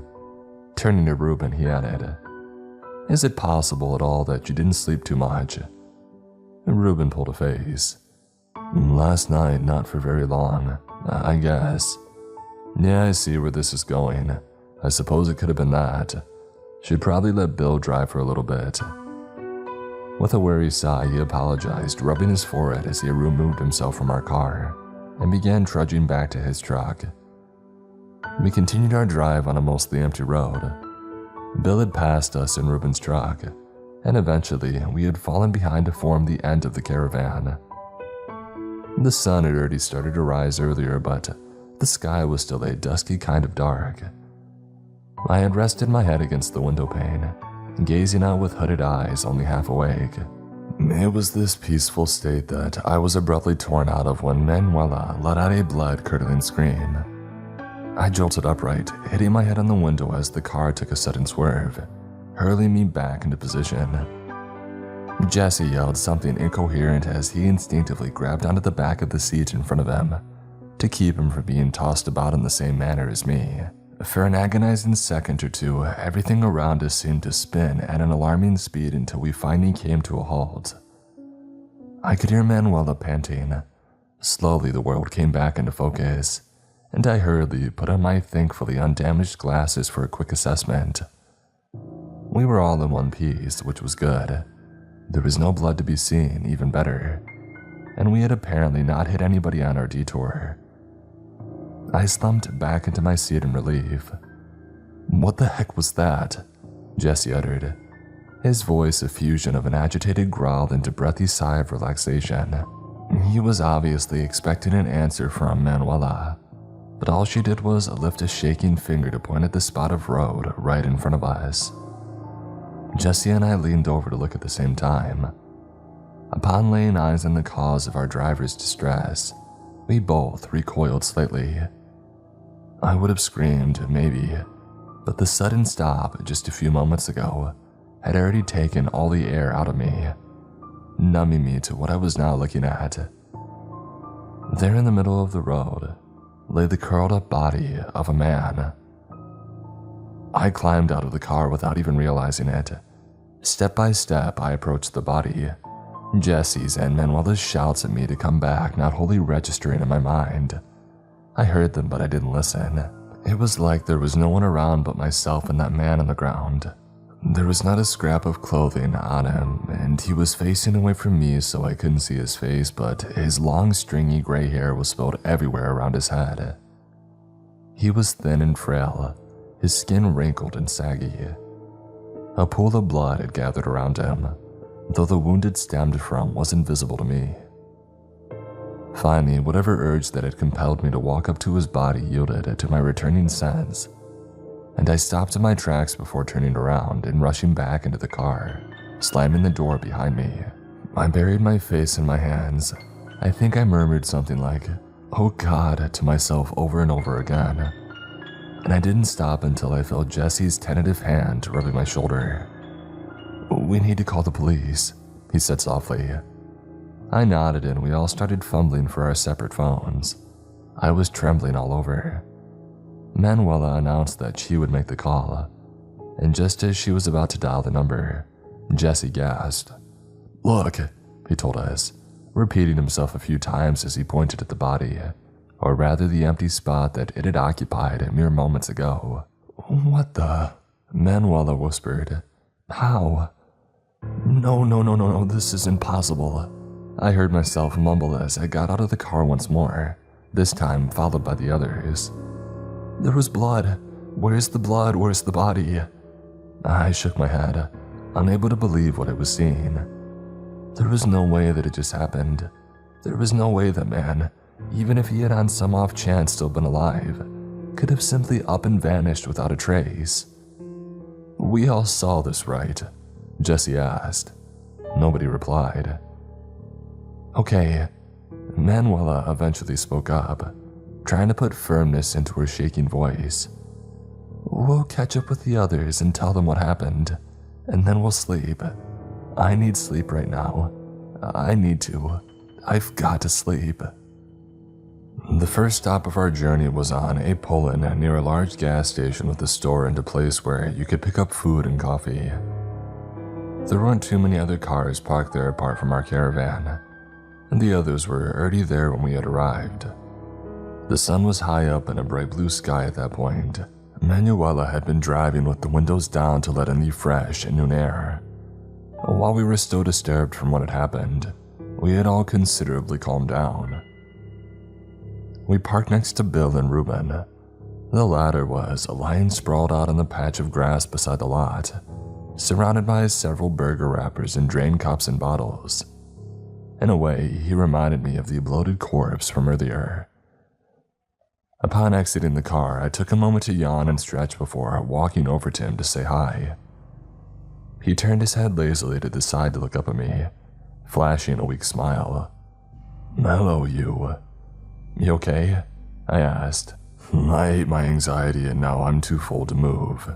He rolled over, letting out a groan. It helped though. "I'm good, really. My stomach just hurts a little. The human body wasn't made to consume this much fast food." "I'll make you something better once I get within arm's reach of the stove again." "Hey, listen, about what happened earlier." "Yeah, I was an idiot. I don't know what got into me. I've gotten some sleep now, though," he replied, awkwardly turning to look up at the sky. "Sorry I freaked you guys out." "No, that's fine, after you left, something happened. This is gonna sound crazy, but we saw a body on the road." Ruben quickly sat up. "A body?" "Yes, it was there one moment and then it was just gone. It was this old guy. He was completely naked, lying in this huge pool of blood. I didn't see him from the front, but he was definitely dead. He didn't move at all. Anyways, we were about to call the police, but then we looked at the road again and he had disappeared. The blood wasn't there anymore either. It was like it all hadn't happened in the first place." "What? Is that a joke?" "No, I swear, I'm serious. Ask Jesse and Manuela. We all saw the same thing." I pointed over at my two travel companions, both of which were talking to Rob. Ruben's gaze fluttered from me to them and then back to me. Biting his lip, he reached up to wipe his forehead. "Well, that is something," he finally murmured. "Kinda makes you think about that guy on the roof. I mean, if afterwards you three started seeing weird stuff too. Okay, it's not like this can't be explained." I offered him my hand to help him stand up. "How do you mean?" "Not sure." He bent down to collect the trash that he had scattered across the ground. "It started with me spotting that one thing, probably made it up, and then I told you guys and you guys got freaked out. We're all stressed out here and we're all nervous. So after that first one, maybe the three of you just happened to be in the same state of mind and had like a group hallucination. That's gotta be a thing, right?" "It could be, I'm not gonna lie. I have no idea, but..." I paused to let out a nervous laugh. "Honestly, after that old guy's corpse, I'm just about ready to take anything that's faintly logical and run with it." Ruben nodded. I knew that he understood, and I appreciated the solution that he had offered me. I helped him throw away the wrappers before we returned to the group together. By then, Manuela and Jesse had already informed a lot of them about the unsettling incident, and they were now excitedly talking about it. Their reactions were mixed. Bill had a look on his face that made it clear he didn't believe a word of what we had said. Myrna seemed skeptical too, but had firmly attached herself to Rob's arm, and Rose simply appeared to be puzzled. Lottie, on the other hand, looked concerningly pale, and her husband was visibly uncomfortable as well. He kept on shifting his weight from one leg to the other, while fumbling with the bottom of his sleeves. Eventually, Rob raised his voice, causing everyone to fall silent. "All right, listen up. Whatever happened back there on the road, obviously none of us can make sense of it. So let's hold off on the discussions for a while. We'll take our break and get some rest here and then proceed as planned. But first, is everybody okay with this? Manuela, if you don't feel like driving anymore, we can switch it up a little, there's no big deal." She shook her head.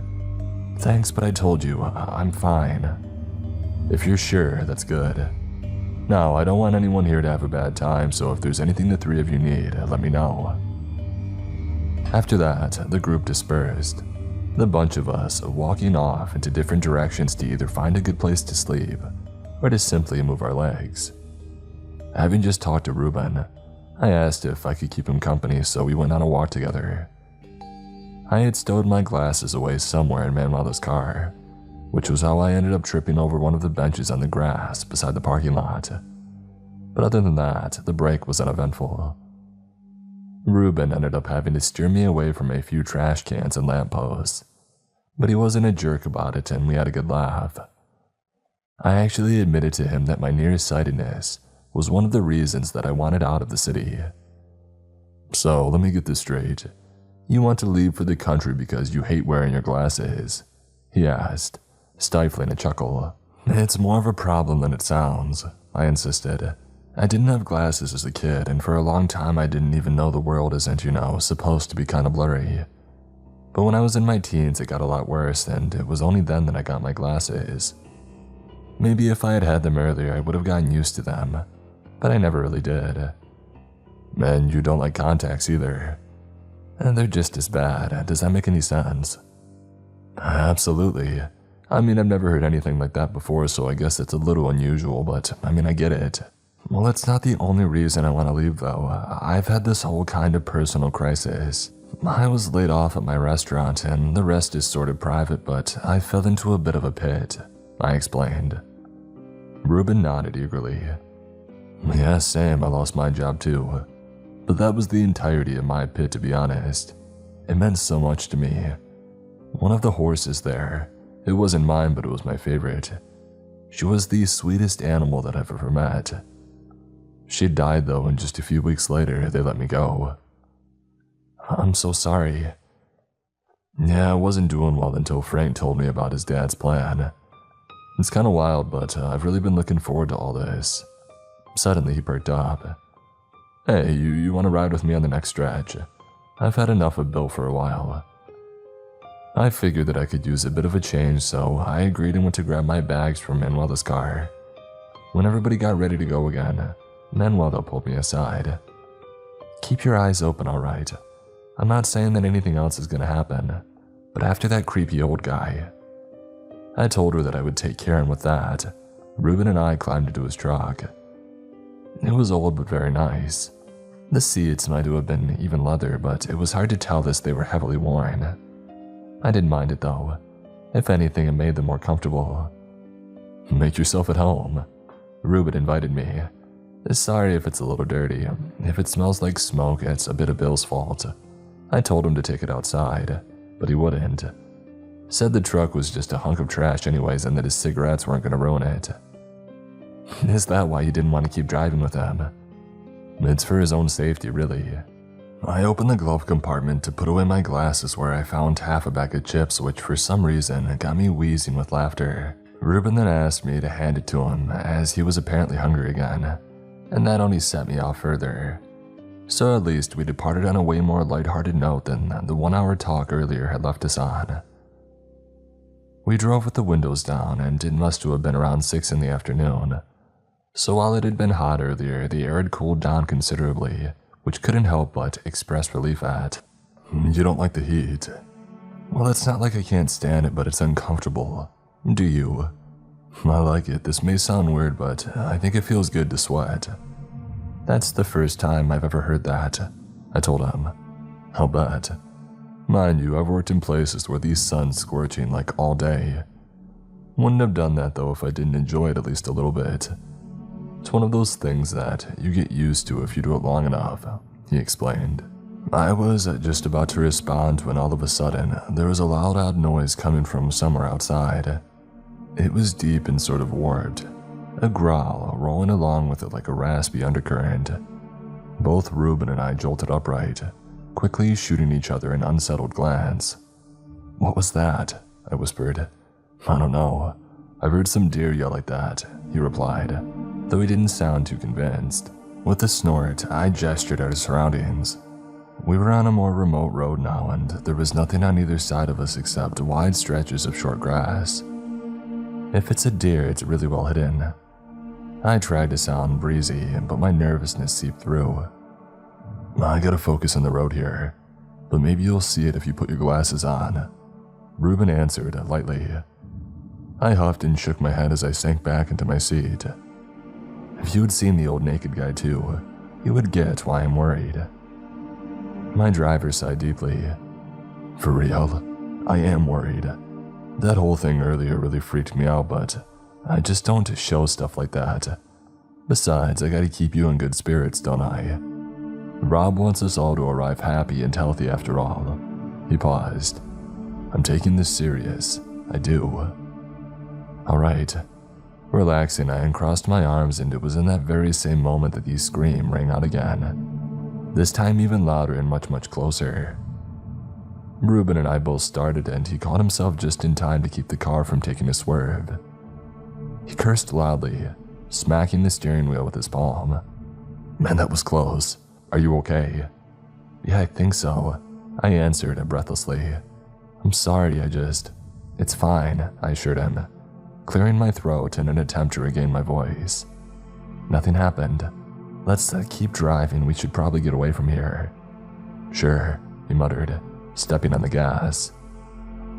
I was about to ask what he thought had caused the noise when the relative silence was broken by my cell phone ringing. I hastily dug it out of the glove compartment. It was Lottie calling. Taking a deep breath to try and collect my thoughts, I put her on speaker. "Kitty?" My cousin sounded unnerved. "Speaking. What happened? Are you two alright?" "We are, it's all good. We just gotta start." "So you heard it too, I'm guessing." "Heard what?" I exchanged a puzzled glance with Reuben. "There was this loud roaring sound just now, kind of like a deer, and it really freaked us out." "No, there's nothing like that over here, and we're right behind you, by the way. So you didn't notice that other thing." "What other thing?" She stayed silent for a few seconds before answering. There was something on the bed of your truck. We saw that you were driving all wonky like for a second, and then something jumped off your truck bed." I froze, looking over at Reuben. I saw him gnaw on his lower lip, just as speechless as myself. "Kitty?" Charlotte asked again, tearing me out of my trance. "Yeah, still here." I breathed. "What was it? What did it look like?" "Well, it's hard to say. I'm not even sure if it was an animal or not. It moved kind of like a monkey or something. We didn't even notice it at first. It was sitting really still. And then it sort of reared its head and jumped off." "Where did it go?" "I'm not sure. It just ran off to the side and we lost sight of it." "Oh God," I muttered to myself. "Hey Frank, can you hear me?" Reuben asked from the side. "Yeah." My cousin's husband piped up through my phone. Reuben awkwardly cleared his throat. You know that story that you told us? You did just make that up, right? There's not actually anything wrong with the trees there in our spot, is there?" "Nothing's wrong with them. Look, man, I don't know what this is either, and honestly, I regret telling you guys all that. I just wanted to creep you out, make this whole thing more interesting. It worked out nicely for sure." Frank explained dryly. He sounded exhausted. "Now please don't go running with that now, okay? Something strange, yes, but that story of mine, I meant it as a joke, I really did. It doesn't make sense." Lottie chimed in. "Are we just all seeing things?" "Let's concentrate on getting the heck out of here for now," Reuben said steadfastly. He had audibly composed himself, and I gave him a smile. "Yeah, that's probably for the best," I added. Charlotte sighed. "Okay, you two, take care. We'll see you at the next stop." And with that, she hung up. I let go of a long breath. I couldn't stand the silence that had ensued between Reuben and me. His fingers were tapping on the steering wheel, creating a soft, drumming noise. This time, it was clear to see that he was just as worried as me. I had to say something. I had to distract the both of us. I'm really looking forward to the mountains. Yeah, me too. Lottie showed me a lot of the pictures and it looks so nice, but I wonder how it'll be when we're really there. I bet the air will be nice and fresh. It doesn't get too hot usually. That horse you like so much, what was her name? Bluebell. Are we gonna have horses in the mountains too? Rob says we probably will. It'll take some time though until we'll be able to get them, just like with Rose's sheep. You know, if all goes well, you might actually have one to yourself this time. Yeah, I'd like that. Horses are great animals, I love all of them. Of course, there'll never be another Bluebell, but still. Do you know how to ride? No, not really. Oh, it's not that hard. I could teach you sometime, maybe. Yeah, that'd be nice. When neither of us could think of anything to say anymore, Reuben turned on the radio. There was a slow country song playing which matched our mood nicely. Having just calmed down from this upsetting incident, it was like everything that had happened up to that point came flooding back into my head. Not only what I had seen when I was with Manuela, but everything that had led me up to where I was at right then. I couldn't help thinking about Nico. I had missed him terribly ever since we had broken up. Ever since we had departed, I hadn't thought of him as much, or at least not every second like I had before. We hadn't talked since I had moved out, and I found myself trying desperately to remember his voice. I must have been sitting there like this for hours. I know that look. I started upon hearing Reuben speak. Raising a brow, I turned to face him. I couldn't see him right, but he was looking at the road anyway. Where from? Mirrors, if you're missing someone, I know what that's like. Do you want to talk about it? I don't even want to think about it, but please don't take this the wrong way. I'd be glad to talk it over sometime. It's just too new. It's been over for a while now, but I take longer with these things. I get that.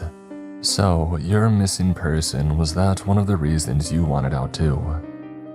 Well, I guess, but it's an old one. Hey, would you mind if we stopped for a moment? I really feel like stretching. I said sure, and we pulled over to the side of the road. We were still out in the open with no trees or anything else to either side. The sky was particularly dark and clear, and when I put on my glasses, I could see just how many stars were up there. We didn't have a lot of time, but for what it was worth, it was a lovely sight. Reuben got out of the car before I did. He groaned loudly, and I was pretty sure I could even hear his back crack as he straightened up. He rounded the truck and then stopped in his tracks. Something wrong? I asked, opening the side door to stick my head out, only to recoil when he pressed it shut again. Don't come out, he bellowed. The volume of his voice and the sudden rise in its pitch was startled me. Stay right there. Why? I leaned over to stick my head out the window instead. This time, Reuben placed his palm right up against my forehead and gently but firmly pushed me back in. Stay there, you don't want to see this, he uttered with a tremor. Please. He finally removed his hand and stepped up to the back of the truck. He let out a sharp gasp. God, no, he whimpered. No, no, no. I couldn't stay any longer. Against my better judgment, I staggered out of the car to stand beside him. Before I even spotted what he was looking at, I was already hit by a rotten stench. And then I saw it. It was right there on top of the truck bed, standing out even in the darkness. The large, severed head of a white horse.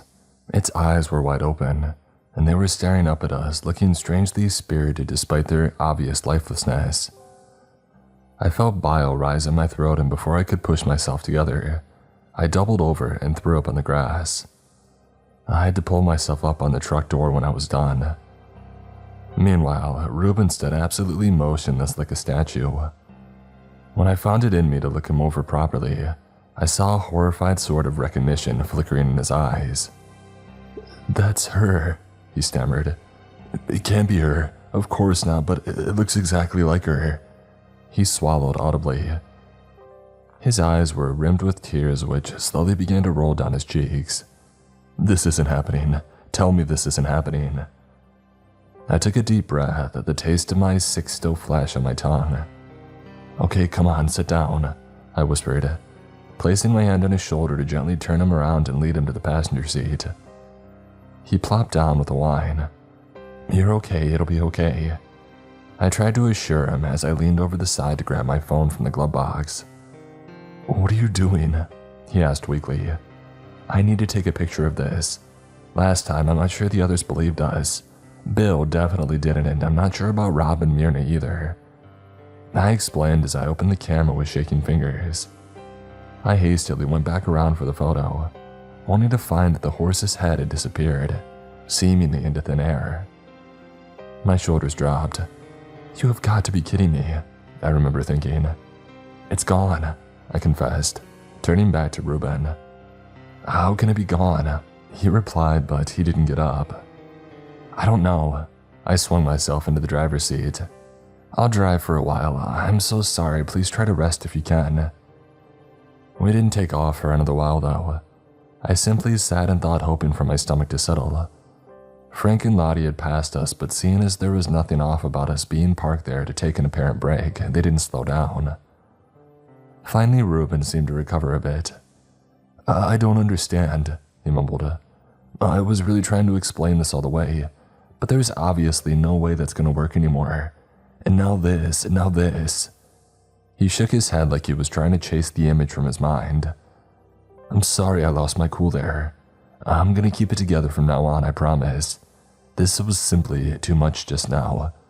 Do you still want to drive? I think it's better that way, I confirmed. You're right.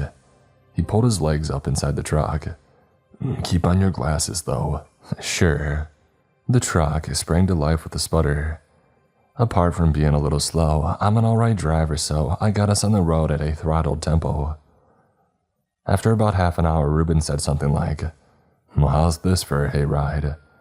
And that's how I knew that he was back to his old self at least.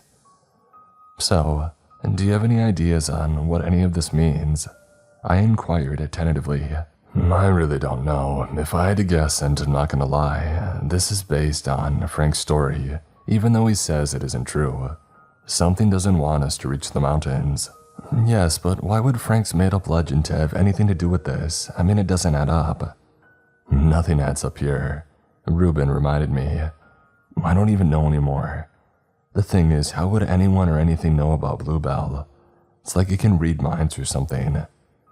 It, I repeated, drawing the word out. I still can't believe there's actually something like this happening to us. If you had asked me before, I would tell you that there's no such thing as, well, as any of this. It's insane. It is. The others are gonna freak out, but at this point, I'm pretty sure they simply ought to hear us out. Well, what do you think we do? Nothing. I have my theories, yes, but in the end, we don't know what's going on, and even so, we shouldn't be changing our plans. I mean, these things we keep seeing aren't real anyways. I'm not gonna lie. That just now, that was terrifying. I'm not gonna forget this for a long time, I think. But still, it went away, so as long as these things stay fake, what's imaginary can't hurt me, right? I guess not, I replied, slightly reassured by the improving faith in his voice. So, you still want to get to the mountains? He snorted. After all this, I want to get to the mountains more than ever. Do you? Yeah, so do I. Turning back is out of the question anyways, because where would that get us? Just because this started while we were on the road doesn't mean it'll stop if we don't go. It might not even have anything to do with our land at all. Like you said, we don't know. Right, but come on, it has to be about the land. I know Frank made up a story, but it could have come alive or something. Sounds silly, but I'm ready to believe anything right about now. But if it did, that wouldn't change our plans. Well, of course not. I'm sure the others would want to pull through anyways. We're gonna have to tell them what happened soon. Suppose we'll find out how that'll go. But we're gonna get there and we're gonna have a fresh start. All of us. We all want this so much. He took a bottle out of the center console, unscrewed it, and took a deep, long swig before letting out a sigh.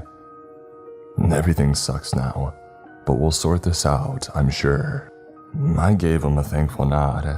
He definitely knew what I had been wanting to hear, and it felt good to know that even after what we had seen, he was ready to carry on with our journey. If he was, the others would probably be too. Either way, Jesse had been right. Ruben definitely did have thick skin.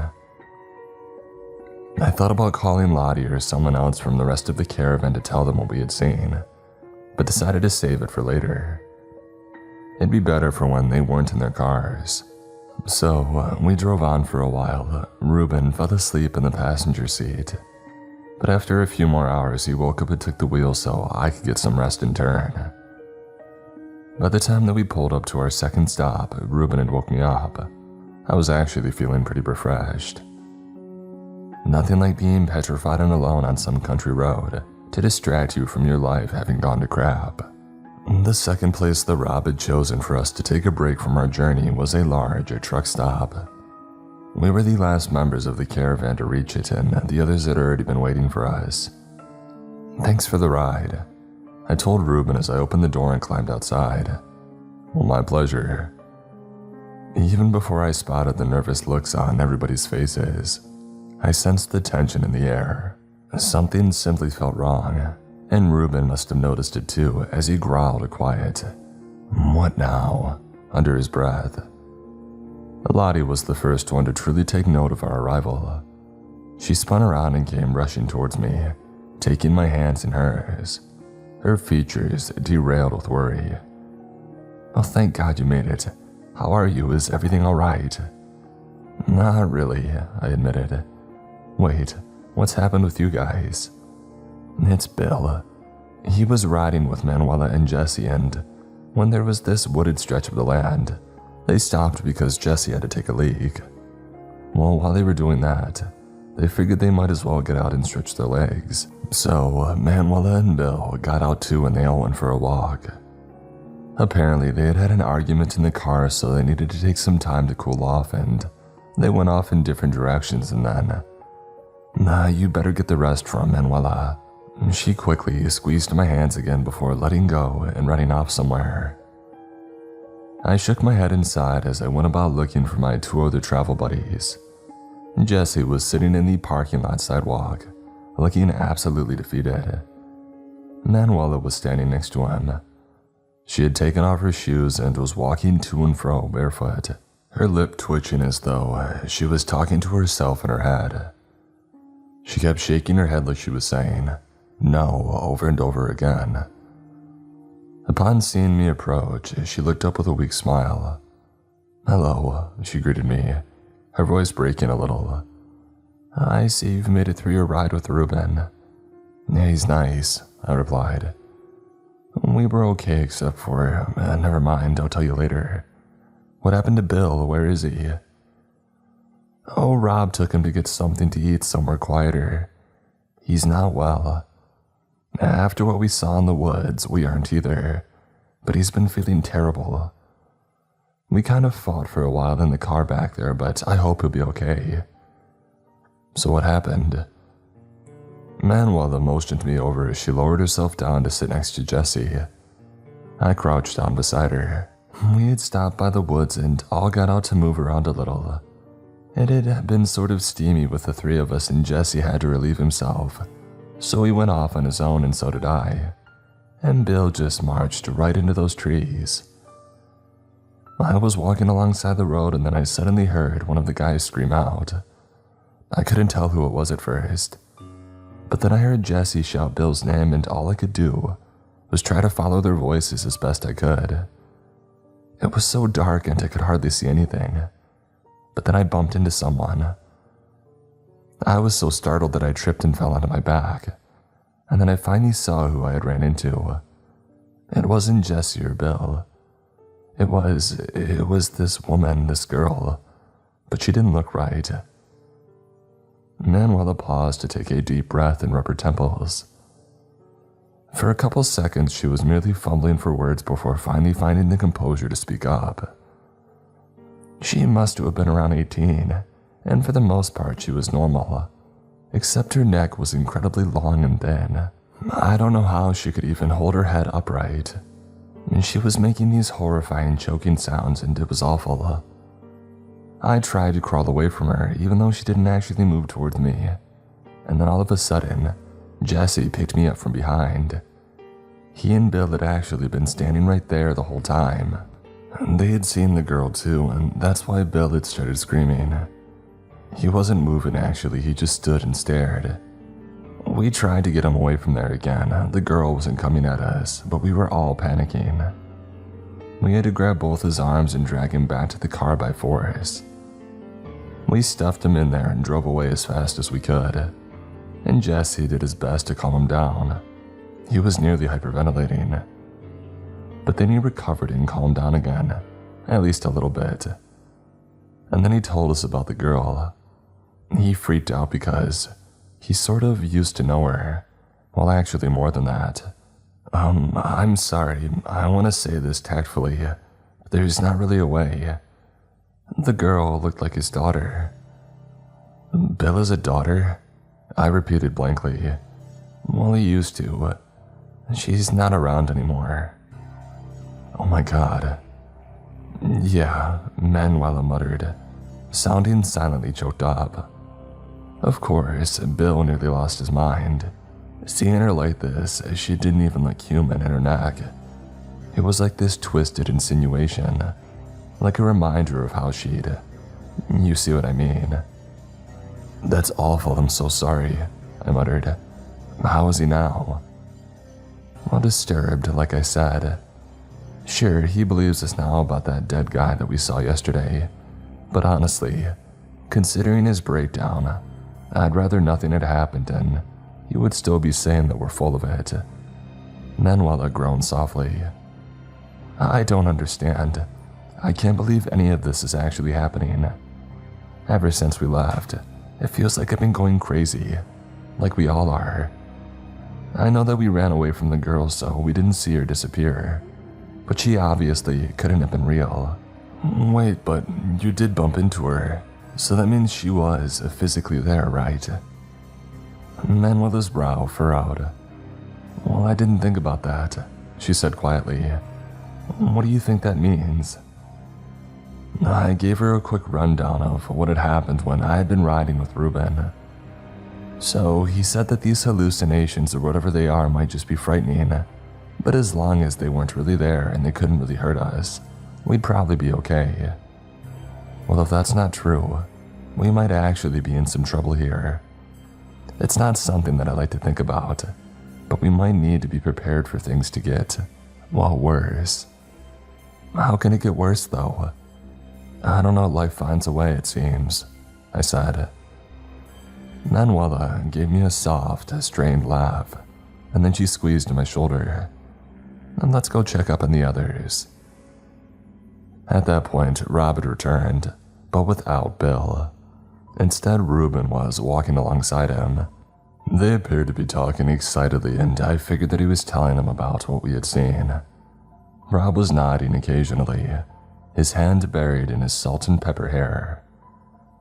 There was a somber look on his face. When they had eventually reached us, he patted Ruben on the back before turning away from him to address the rest of the group. Now, folks, I hear we've been running into trouble on the road again. It's undeniable at this point that we have some kind of problem on our hands, and I'm not gonna lie to you, I've never heard of anything like this, let alone experienced it. This isn't a normal situation that we're in, and I want you guys to be alright. This isn't exactly a risk that I considered when I was making my plans for this journey. Now I know this has been difficult, so I hope none of you have changed your minds about our destination. But if anybody wants to turn back, I totally understand, and I'll pay for whatever tickets you might need if you didn't come with a car. It's not your fault, Dad, Frank said quietly from beside him, putting a hand on his shoulder which he gently brushed off. I need you all to be okay, Rob told us. I don't know what's going on, but as soon as we reach the mountains and set up a place to camp, we can figure it out, I'm sure. So, are you guys still on board? All of us either nodded or muttered words of agreement. Rob gave us a relieved smile. Well, I'm very glad to hear that, people. Bill is still willing to carry on as well, so we're all staying together. Let's all relax here for a while now, get a grip again, and then we'll head out when it gets dark. Our group dispersed and I went off to lie down on one of the benches outside. It would have been most likely been comfortable to sleep in one of our cars, but it was way too hot to go back inside. After a couple of hours, Lottie woke me up to tell me that we were all taking a shower. At the truck stop, you could get a free shower if you bought a certain amount of fuel. Rob could have easily paid for showers, but he wanted to make us use the stop's generous offer on behalf of all of us. And it didn't surprise me. You probably have to be at least a bit opportunistic like that to get yourself rich. So what we did was fill up all the cars with the same pump, while keeping it running so it would all be on one transaction. And then we had Jesse go to the fuel desk to pay and ask for a shower with extra towels. The showers were in single stalls that locked, and we went in one right after the other, with the couples going in together, without closing the door of our stall. It was sort of shady and it didn't feel completely right, but I couldn't deny that it was a little fun, and it took our minds off of everything. At least the caravan came out smelling a lot fresher. My mind felt absolutely empty afterwards. We sat down out in the open to dry up, which in the blazing heat didn't take very long. I felt weakened and relaxed at the same time. You know that when you're so done with everything that it feels like your brain is gone sort of mushy. Well, that's the mood that I was in. After a while, Bill came back to us as well. He looked like he had been dragged through it and back. Look at him, and I thought the ride had worn me out. Reuben, who was sitting on the ground beside me, whispered in my ear. I nodded. I really felt awful for the guy, and seeing as even Reuben did so after all their fighting, it was safe to say this sentiment was shared by the entirety of the group. After Bill had settled in amongst us, we quieted down. No one was sure what to say, so we all collectively decided not to say anything at all. We stayed like that until it was time to leave again. Lottie waved me over. She had already loaded my bags into her car and motioned for me to get in. She seemed really concerned for me. She had always been that way, caring to a fault. We were both only children, so we had treated each other like sisters ever since we could remember. You really don't want to drive alone with Frank? I asked. Last time we went out together, you two got way flirty. Not sure if I want to see that right now. Hey, you could always take your glasses off, she joked, only to visibly regret it in an instant. We'll behave. Please, I just want you around. I'd be way too worried after everything that's happened. I need to know that you're all right. Fine, I muttered, climbing onto the back seat and curling up there. Lottie's and Frank's car was really nice, with seats comfortable enough to pass as mattresses. All I wanted was to take another nap, so that's what I did. I spent the following hours half asleep, breaking out of my haze every now and then to text Jesse. After having gotten Manuela's version of the incident with the girl with the long neck, I had asked for his as well, and despite the two of them being identical, it was good to get the bigger picture. Lottie, Frank, and I didn't talk a lot on the way. We both tried to start up a conversation occasionally, but it never got anywhere. I simply didn't feel like it. I love my cousin, and her husband is a decent guy too, but after what happened with Nico, it kind of hurt to see them together and what they had had in each other. I know that's a petty thing to say, but it's just how I felt at the time. You can't fight these things. Therefore, we drove in relative silence until I suddenly felt a certain urge. Are we anywhere near a gas station by any chance? I'd asked them. Nope, sorry, Frank replied. You, gotta go. Yes, I replied meekly, crossing my legs. I can totally just do it on the side of the road, though. You mean right here? Lottie sounded concerned, gesturing at our surroundings.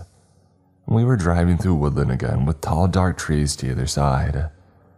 The forest did look a bit intimidating now that she was pointing it out, but still nature called, in this case in more ways than one. Frank pulled over and I climbed out of the car. Lottie stuck her head out of the window after me. Be careful then, come right back here afterwards. I'll be fine, I muttered, as I trudged off past the tree line, fumbling in my pocket for the handkerchief that I had brought. I walked just a little further until I had reached a spot where I was sure they couldn't see me from the car. I did what had to be done, and when I was finished, I got on my way again. The woods were quiet and still, and the distance between me and my companion suddenly felt much longer than before. And that's when I heard an odd, high-pitched sound, kind of like a squeak or a tiny little cry. I turned to see where it had come from, and after looking around for a few seconds, I had spotted the source. At first glance, it appeared to be a rolled-up heap of cloth, which moved a couple of inches every now and then. It was only when I tentatively approached it that I realized that it was a baby. I stood glued to the spot for a split second. I didn't know what to do at first. What are you supposed to do when you find an infant in the middle of a forest? My head was swimming. For how long had this poor thing been lying there, all by itself on the bare ground? Gently shushing in order to keep from startling it, I bent down and carefully picked it up. It felt warm and heavy in my arms. Even in the darkness, I could see its round, bright blue eyes looking up at me. It let out a soft babble when I brushed some leaves and dirt off the blanket that it was wrapped up in with my finger. "Oh, hey you," I whispered. "You're okay, I got you. Shh." I tried to think straight. For one, I was utterly appalled by the idea of someone leaving a kid alone to die. But other than that, I found myself completely overwhelmed. I figured that I would have to take the little one to Lottie and Frank first. Maybe they would know what to do. We would probably have to call an ambulance. After all, there was no way of knowing how long it had been lying here. I started off into the direction of the car again at a brisk pace, muttering to the baby as I did. Weirdly enough, after around 2 minutes of walking, I still hadn't reached the others.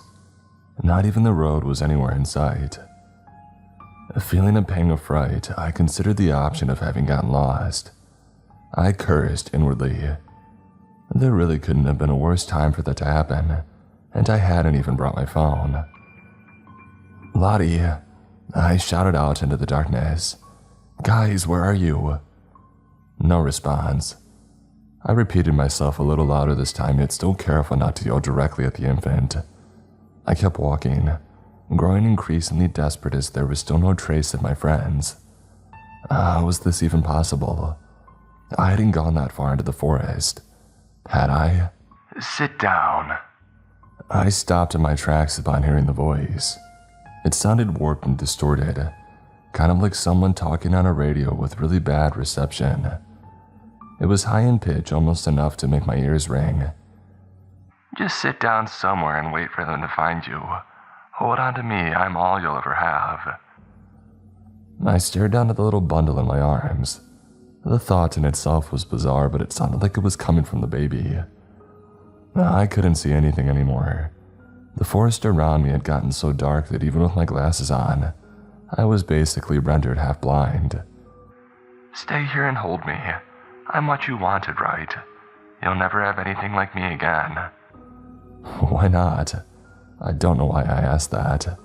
My head was completely empty. I was way too confused and afraid to form a single sound thought. At that point, I should have known none of this was actually happening, but it felt so real.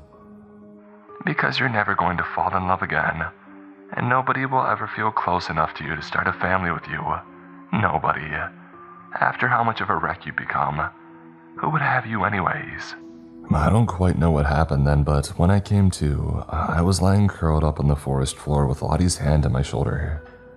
She was saying my name over and over again, gently shaking me, She let out a small gasp when I returned her gaze.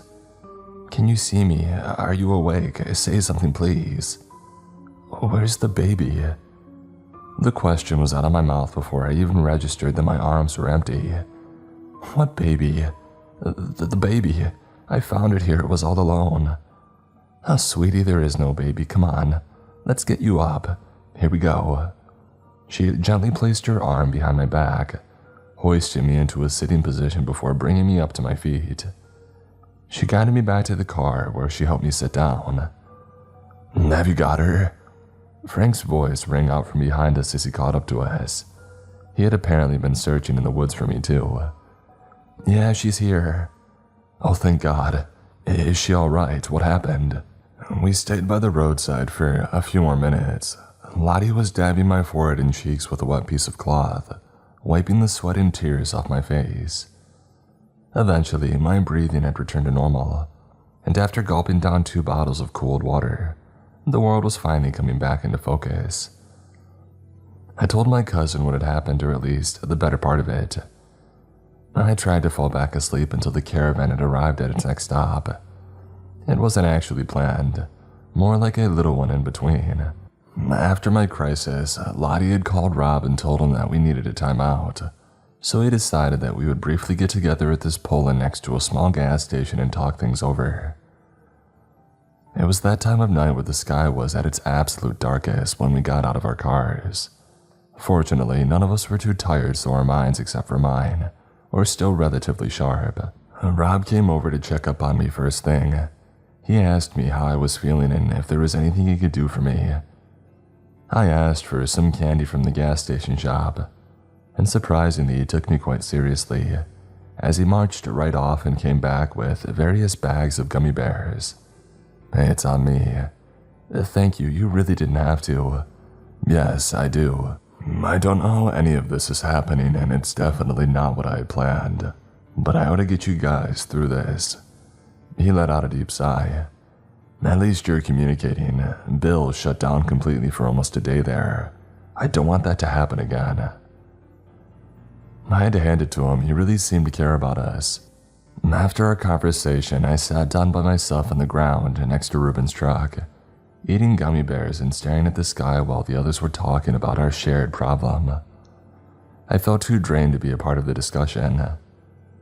Eventually, it was time to depart again, and Ruben came trudging up to me, scratching his beard as he gave me a sympathetic look. I lazily raised my head to meet his gaze, nodding at the truck behind me and making a questioning noise. Words would have been too much of an effort. He seemed to get it though. "Sure, get in there." He walked around to get in the driver's seat. No conversation needed because I like that. And with that, we were off. When the sun began to rise, I was starting to feel a lot better. We were driving mostly uphill now, and the woods had turned into plain and dried out grasslands. We would reach the mountains soon. "So, when you guys were talking earlier, did you get anywhere?" "Yup, Rob came in with a plan, or rather safety measures. He wants to buy us some guns, and it's all based on what you said to Manuela earlier, that these hallucinations have a physical form. Time for shyness on our side is over. If it has a body, we can hurt it." We all agreed that it was getting extremely personal too, what with Bill's daughter and you being scared that you'll never have a family. Nice of Lottie to spread that around. You really care about that now. I mean, yes, it's kind of intimate, but we may need to give up on privacy if we want to figure this out. Besides, I told you about Bluebell. That's different. Why? Because it's only about a horse. No, mine's embarrassing. There's a difference between having lost something or someone important to you, and being afraid that you'll never have anything like it at all. Plus, I've been feeling so sorry for myself since the breakup. I didn't even want to stay in the car with Frank and Lottie, just because I can't see happily married people right now. How pettily miserable is that? Ruben patted the steering wheel and thought. "All right, hear me out. So, I'm a divorcee. I got married to my high school sweetheart and she got pregnant. We were both really young, but I was looking forward to being a father. Turns out the kid wasn't mine. We split up and then the real father went and got engaged to her, and for all I know, they're still together raising that kid. At the time, I was crushed. I'd see them every now and then, and that hurt so bad. The thoughts that it gave me, too. It got to the point where I was so angry and bitter that I despised everybody who was in a better place than me. So I got myself out of there. I started working at a ranch far away, and for a while, it was just my work and me. It changed me. I didn't feel like anything was missing anymore. I started dating again, too. Sure, my plans for life had changed completely, but that didn't make me any less happy. I never thought that I would be fine on my own, but here I am, on my way to the mountains, and that one thing from my past that's really haunting me is a dead horse. What are you saying? You will have a family of your own someday, I'm sure. But even if you don't, you'll find some other thing that'll make you happy. And you're right on the brink of your own new start right now. You might not want to hear it, but I just want you to think about that, if it's any help at all. Actually, I think it is. I gave him a genuine smile. Thank you. And then all of a sudden, I had an idea. It was sort of outlandish, and I didn't know what to make of it at all, but it was something. Ruben, you know how us, Bill, Manuela, and Jesse are the only ones who really had those encounters? No. Frank and Lottie saw something on my truck bed just before we... Yes, exactly. Okay, think about this. Except for maybe the old naked man, these images were all connected to our past. Like something that we're more or less trying to get away from by doing this. Frank and Lottie, they're not really going to the mountains for a fresh start. They only want to go there for the sake of it. So when they saw that thing in your truck, maybe it was an illusion. He hummed, looking deeply focused. Keep talking. Oh, there's more. When we had started driving and I was with Manuela, she thought that she saw like this weird animal on the road for only a split second. And you saw something clinging to the roof of the SUV. So what you're saying is this thing, this little creature is what's doing this. But how? Frank's the one who loves supernatural stuff, but you ever read about shapeshifters? Having presented my theory to Ruben, he urged me to call Frank and Charlotte right away. Upon answering my call, Lottie slurred a tired "hello" into her cell phone. But when she noted the agitation in my tone, she perked up considerably. Remember that thing you saw sitting on the truck bed? I asked eagerly. What did it look like again? A bit like a person, but also not. It moved like some kind of monkey or ape with how it was crouched down here. I glanced over at my driver. That sound about right? Well, it looked a little more like a person to me, but now that I think about it, yeah, I guess so. His voice was light with both disbelief and the excitement of realization. I quickly explained that we had figured it out that there was this creature that we were looking for, and that we thought it must have been stalking us ever since we had left the city. Frank, anything you might know about that sort of thing?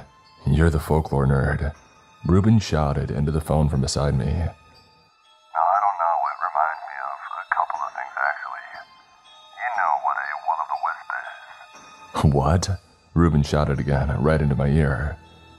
Okay, you ever heard of these spook lights? They're anti-Marfa lights. They ring a bell, but I don't know. Well, it's sort of like those. They're these tiny, unearthly lights that make themselves look like lamps or lanterns to misguide travelers. Normally, they're said to be caused by fairies or ghosts, so I'm not sure if that's really what we've got here. But the traveling part and the misleadings would fit. Of course, a shapeshifter is something else, but it might be comparable. So, what we know so far is it's small and hunched, looks faintly like a person, and has somehow access to our most painful memories, I said. I'm not really sure. Frank replied. I'll think about it. Maybe I'll come up with something. Rob should have something for us to defend ourselves with once we're at the next stop. We can talk then. Alright, take care. I ended the call with a sigh. This feels like it's going to be useful somehow. Might help us if we do have to shoot this out. Speaking of which, I paused and nervously cleared my throat. I've never ever held a gun before. I've got no idea how to handle one. I don't think it would come to that. You wouldn't want to give a firearm to the girl who never wears her glasses either. And just keep your eyes on the road. When we arrived at the next stop, the caravan had agreed upon, the sun had already passed its highest point in the sky and was about to start to set again. The truck slowly rolled up to the yellowish-green patch of grass the others had already gathered on, and we climbed outside. Upon noticing our arrival, Rob waved us over and we all formed somewhat of a crude circle around him. "Ladies and gentlemen," he began, sounding both tired and determined at the same time. "Let us cut to the chase. Who of you is confident in their skills with weapons?" Rose shrugged and raised her hand. Reuben mumbled a little, "I guess," and did the same, followed by Bill and Manuela. Rob nodded. "All right, very good. That's 5 of us if we count myself. Once we go back into groups, there should always be one person with a gun so they can have the others' backs. I've gotten us enough.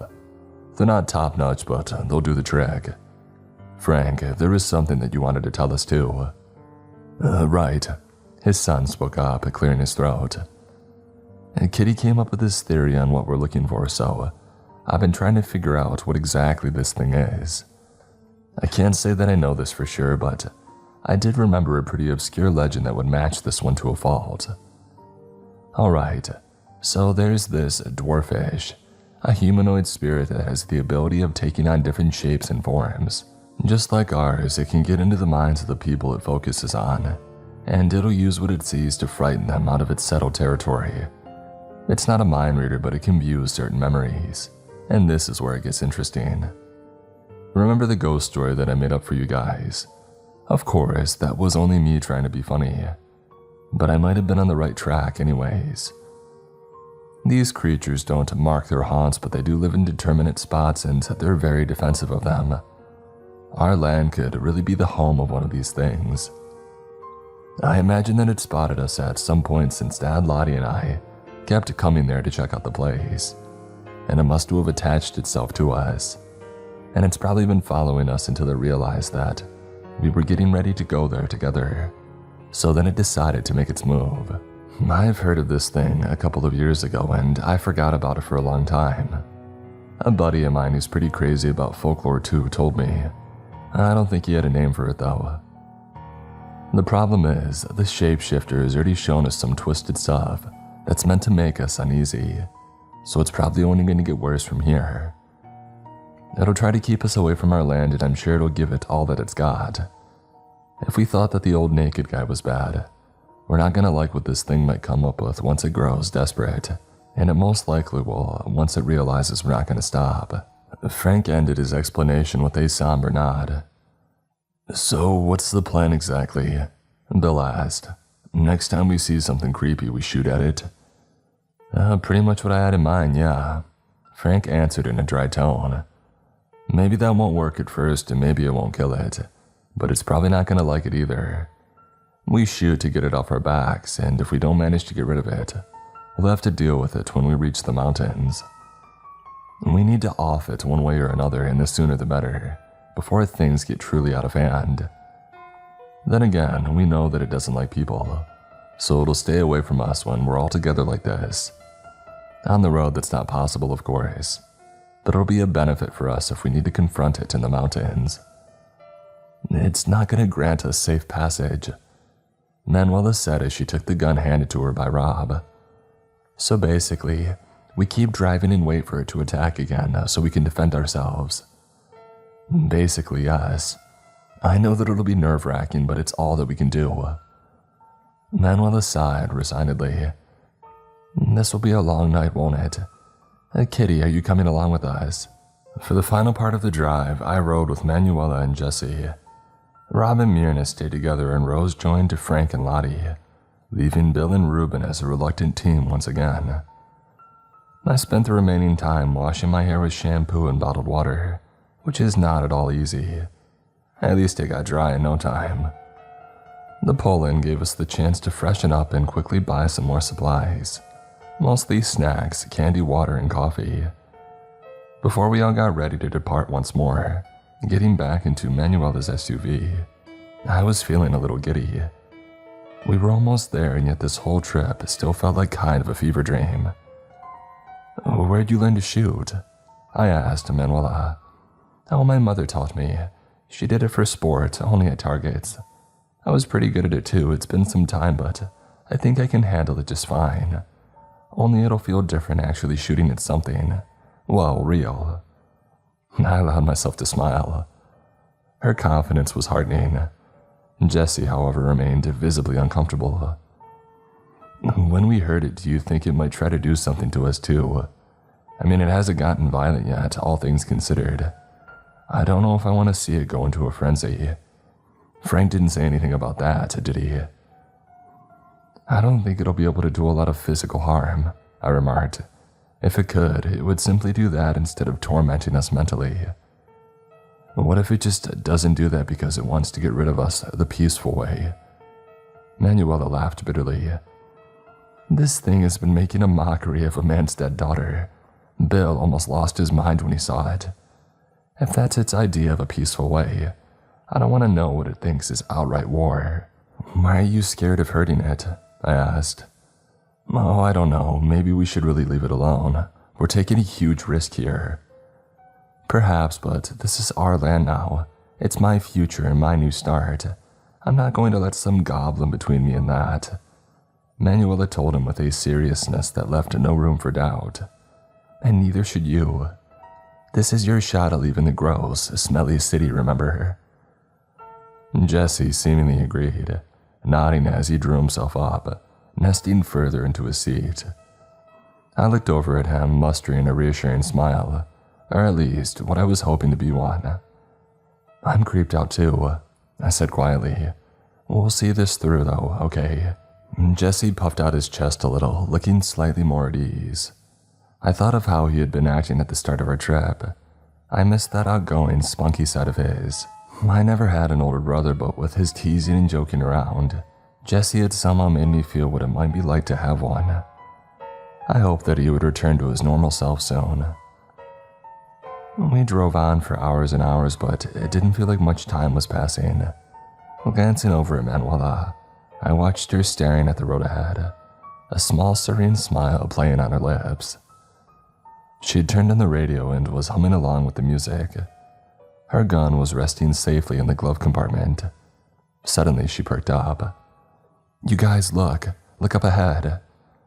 I scrambled to put on my glasses. Both Jesse and I leaned forward as far as we could to gaze outside through the windshield. When I saw what Manuela had been pointing out, I let out a tiny odd, "Oh." There right before us, the road moved up steeply to climb a very large hill, and in the distance behind it, enormous mountainous peaks sat silhouetted against the dark sky. "Is that it?" I asked. "Are we almost there?" "I think so, but they're still far away," Manuela replied. "They seem so close though," I muttered. "Because they're huge," Jesse replied, stifling a chuckle. "Yeah, that may be it." That was the last thing I said before taking my glasses off again and contentedly settling back down to fall asleep. I woke up to the sound of tires screeching. I was shaken and tossed about in my seat as the SUV came to a very sudden halt. Jesse was pressed up against me, shaking me by the shoulder. Letting out a whimper to signal my conscious state, I brushed off his hand and began to grope about for my glasses, regretting having laid them aside. "What's going on?" I murmured groggily, finally finding them and placing them atop my nose. "Ruben's gone."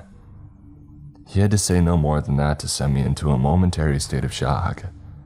"What?" I breathed. "He had to stop because Ruben needed to pee, but Bill turned away and the next thing that he knew, he had disappeared." I was suddenly extremely aware of a familiar heaviness pooling in the pit of my stomach. I stared at Jesse, mouth agape, listening as he explained. "Bill called Rob first, right after it had happened, and then the rest of us. We all came back to where he had vanished as fast as we could, and we're here now. This is where they had stopped. I'm sorry, I should have really woken you up right away." He ran both hands through his hair, wiping the sweat off his forehead in the same motion. "Come on, we need to get out." He didn't have to tell me twice. I hastily climbed out of the car, finding myself on a wide meadow with the edge of a forest nearby. The other members of the caravan had parked crisscross all over the grass, and they were staggering towards each other with worried looks on their faces. Jesse and I rushed to join them, Manuela right behind us. There wasn't much to be said, and even Rob kept things brief when he shouted his commands out to the lot of us. "There's no time to lose. We looked for him in those woods. It's hardly been 10 minutes since he's been gone. He can't be that far. Bill, take Jesse along with you. The rest, stay in your groups." Lottie and I very curtly exchanged unnerved glances before we all scattered, heading for different parts of the woods. The bright morning sun made it easy for us to look around as we repeatedly shouted for Ruben. I yelled so loudly that my throat was already beginning to feel sore after only a couple minutes. Manuela and I made way deeper and deeper into the forest, growing increasingly desperate and disturbed with every moment that passed without us finding him. And then all of a sudden, there came a response from somewhere between the trees. "Guys?" Manuela and I both spun around to find Ruben step out from the thicket, brushing some dirt off of his pants. I let go of a deep, sharp breath. "Where were you? Are you okay?" "I had to go number 2, okay? Sorry I didn't speak up when I heard you guys shouting. I had no idea that you were looking for me. I didn't exactly want you around for it." He gave us an awkward grin. "I know we're all on edge right now, but I figured a fella could slip away for 15 minutes without everybody going into a panic." I stifled an angry growl. "Dude, what the heck did you expect? We thought that thing dragged you off somewhere." "All right, I'm really sorry." He soothingly raised his hands. "Thanks though for worrying. I just didn't think about it. It won't happen again." Manuela shook her head in suppressed fury. "It better not, sir. Come on, let's go back. Rob isn't going to be happy, you know. What are you doing acting like a little kid? Well, we ought to put you on a leash now." She let out an exasperated sigh, brushing a stray strand of dark hair out of her face as she turned on her heel. Just as Ruben was about to follow her, I found myself reaching out to grab him by the wrist. I barely registered doing it until he turned to me with a questioning look on his face. "Kitty?" he asked. I didn't respond. I just held his gaze. "Is something wrong?" He tried again. "You know better than this," I said. "I know I really do again. I'm sorry." "No," I interrupted him. "You literally know better than this. Why wouldn't you just tell Bill before running off into the forest?" He cleared his throat, tilting his head. "Yeah, I should have." I tightened my grip on his lower arm. "Manuela," I called out nervously. "Yes?" she replied in a low voice. I was unable to break Ruben's gaze, but I heard a small clicking noise, unmistakably coming from her gun. "What the heck are you doing?" Ruben hissed. "I hope I'm right with this, because if not, it'll be very embarrassing later. But I really don't think that you're him," I replied. "So where is he?" Ruben opened and shut his mouth, shaking his head nervously. "Girls, I don't know what to tell you. I'm really not. Found him." All three of us whirled around into the direction the cry had come from. Lottie and Frank were approaching us from our right, the latter supporting a half-conscious Ruben, sporting what would probably turn out to be a glorious shiner sooner rather than later. They stopped upon spotting the second version of him in our midst. There was no need for anyone to explain.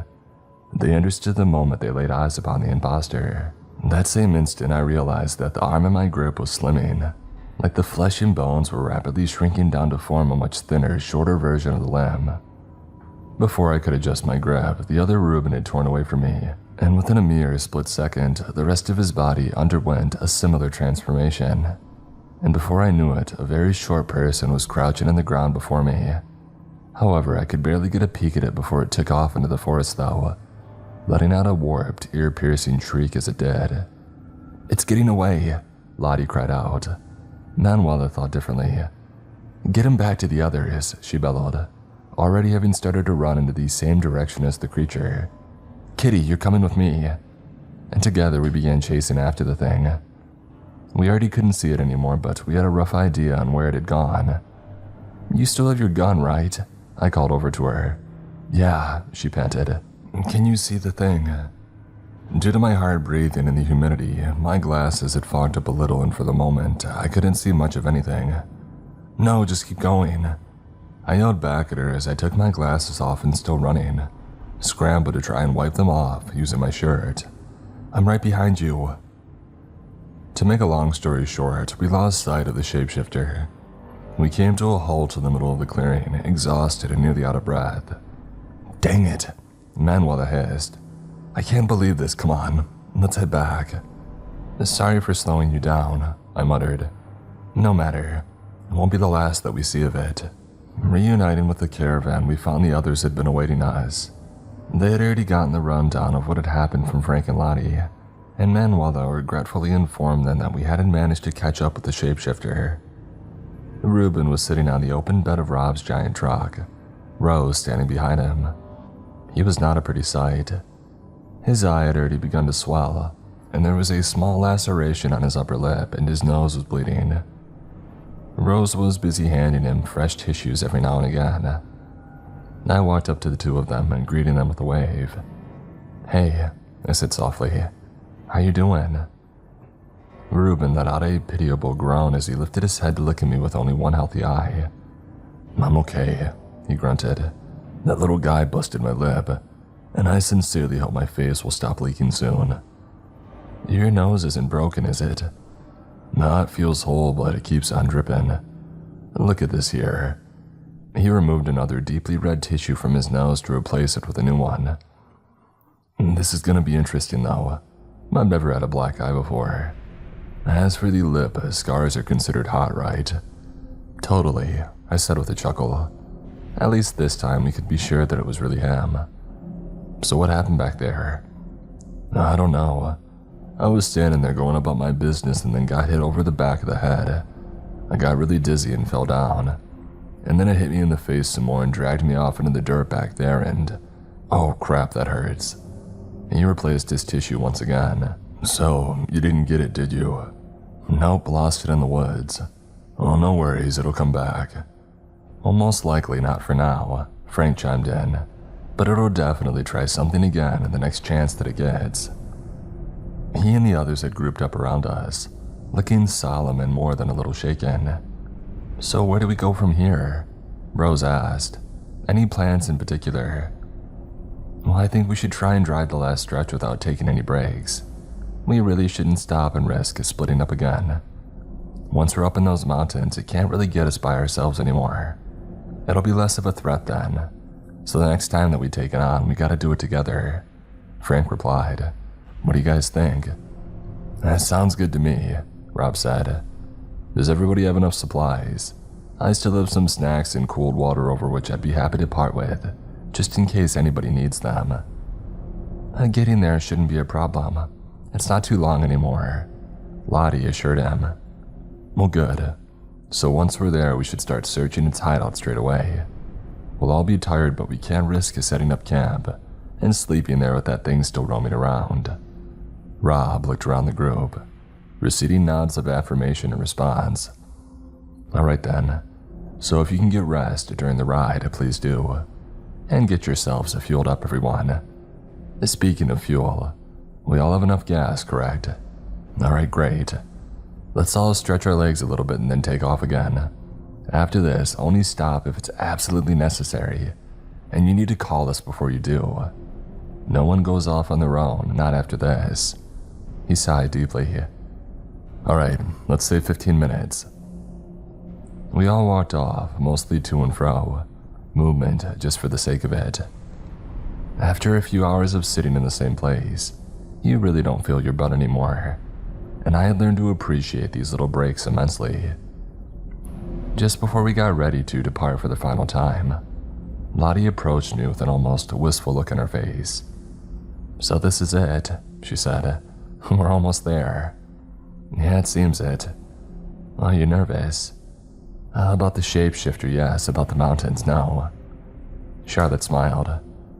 Same. No one's ever gonna believe us how we got here, you know. Just imagine us telling this story to our folks. They'll think that we're full of crap. She shook her head, letting out a high-pitched laugh. It sounded uneasy but amused, nevertheless. She then reached out, offering both her hands to me. When I took them, she squeezed mine like she always did. I'm very happy that you came along. It means a lot to have you here. Well, thanks, I'm glad that I came. Even after all this, I confirmed. Okay then, she replied. Letting go of my hands, she grinned and poked at the side of my glasses. Let's get you where you don't have to wear those anymore. Our departure was stern and stoic. Manuela reluctantly made way for Jessie in the driver's seat, sitting down in the back with me instead. She was simply too tired to keep going herself, as reaffirmed by the bags under her eyes and her constant yawning. Once she had gotten herself comfortable, she pretty much fell right asleep. Whether it was Jesse's style or perhaps the agitation still clinging to him, he drove slightly faster and less smoothly than Manuela. Not that it was a problem. As long as he didn't run us into anything, I figured the quicker that we made it to the mountains, the better. From time to time, I would turn around to look out the rear window to see if there was anything following us, but all that I would ever spot was the occasional glimpse at another car of the caravan. The air had gotten a lot cooler and fresher than it had been back when we weren't as far away from the city. The changing climate was palpable and our surroundings reflected that. The stretches of grassland that we would pass weren't dried out anymore, and rainwater had pooled in the depressions in the road. I watched as the mountains came closer and closer with every mile the caravan had advanced.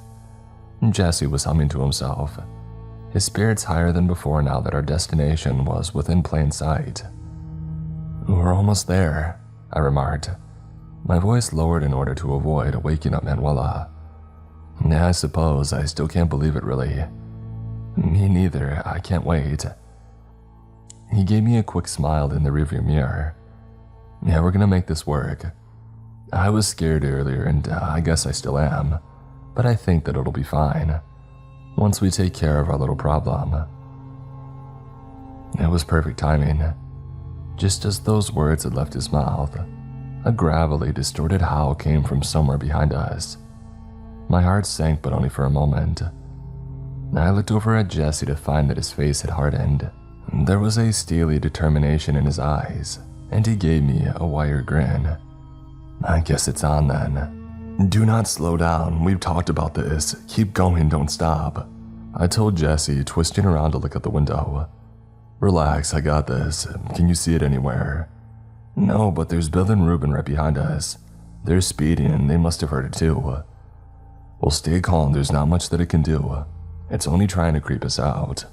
Well, it's working, I muttered. Yeah, I know, I hate that thing's voice, he shuddered. We gotta keep driving either way. Just ignore it. Maybe see if you can fall asleep like Manuela. Rob did tell us to rest after all. I shook my head, leaning back in my seat and pressing my cheek against the glass of the window on my side. I wouldn't be able to get my eyes shut, not like this. I was far too anxious. I stared off outside, watching the planes rush by as we passed them. Manuela let out a low snore beside me. The caravan was moving at a uniformly brisk pace, which it kept up even after the howl that we had heard had faded further into the backs of our minds. The road had continuously been taking us uphill, and I knew that we were getting closer. I watched the sky turning red, the sunset and finding nightfall through my little window, somehow forgetting all about mountains and distances and shapeshifters until suddenly, I noticed that the car was growing slower and slower until it rolled to a gentle stop. Here we are, made it in one piece, Jesse announced dryly as he rolled his shoulders and stretched his arms, preparing his most likely sore muscles for the effort of climbing out of the SUV. You all right back there? I'm good, I replied. I couldn't help but notice that I sounded surprised. Okay, wake up Manuela and then let's get to it. I nodded and leaned over to squeeze her shoulder, shaking her until she blinked and opened her mouth to yawn.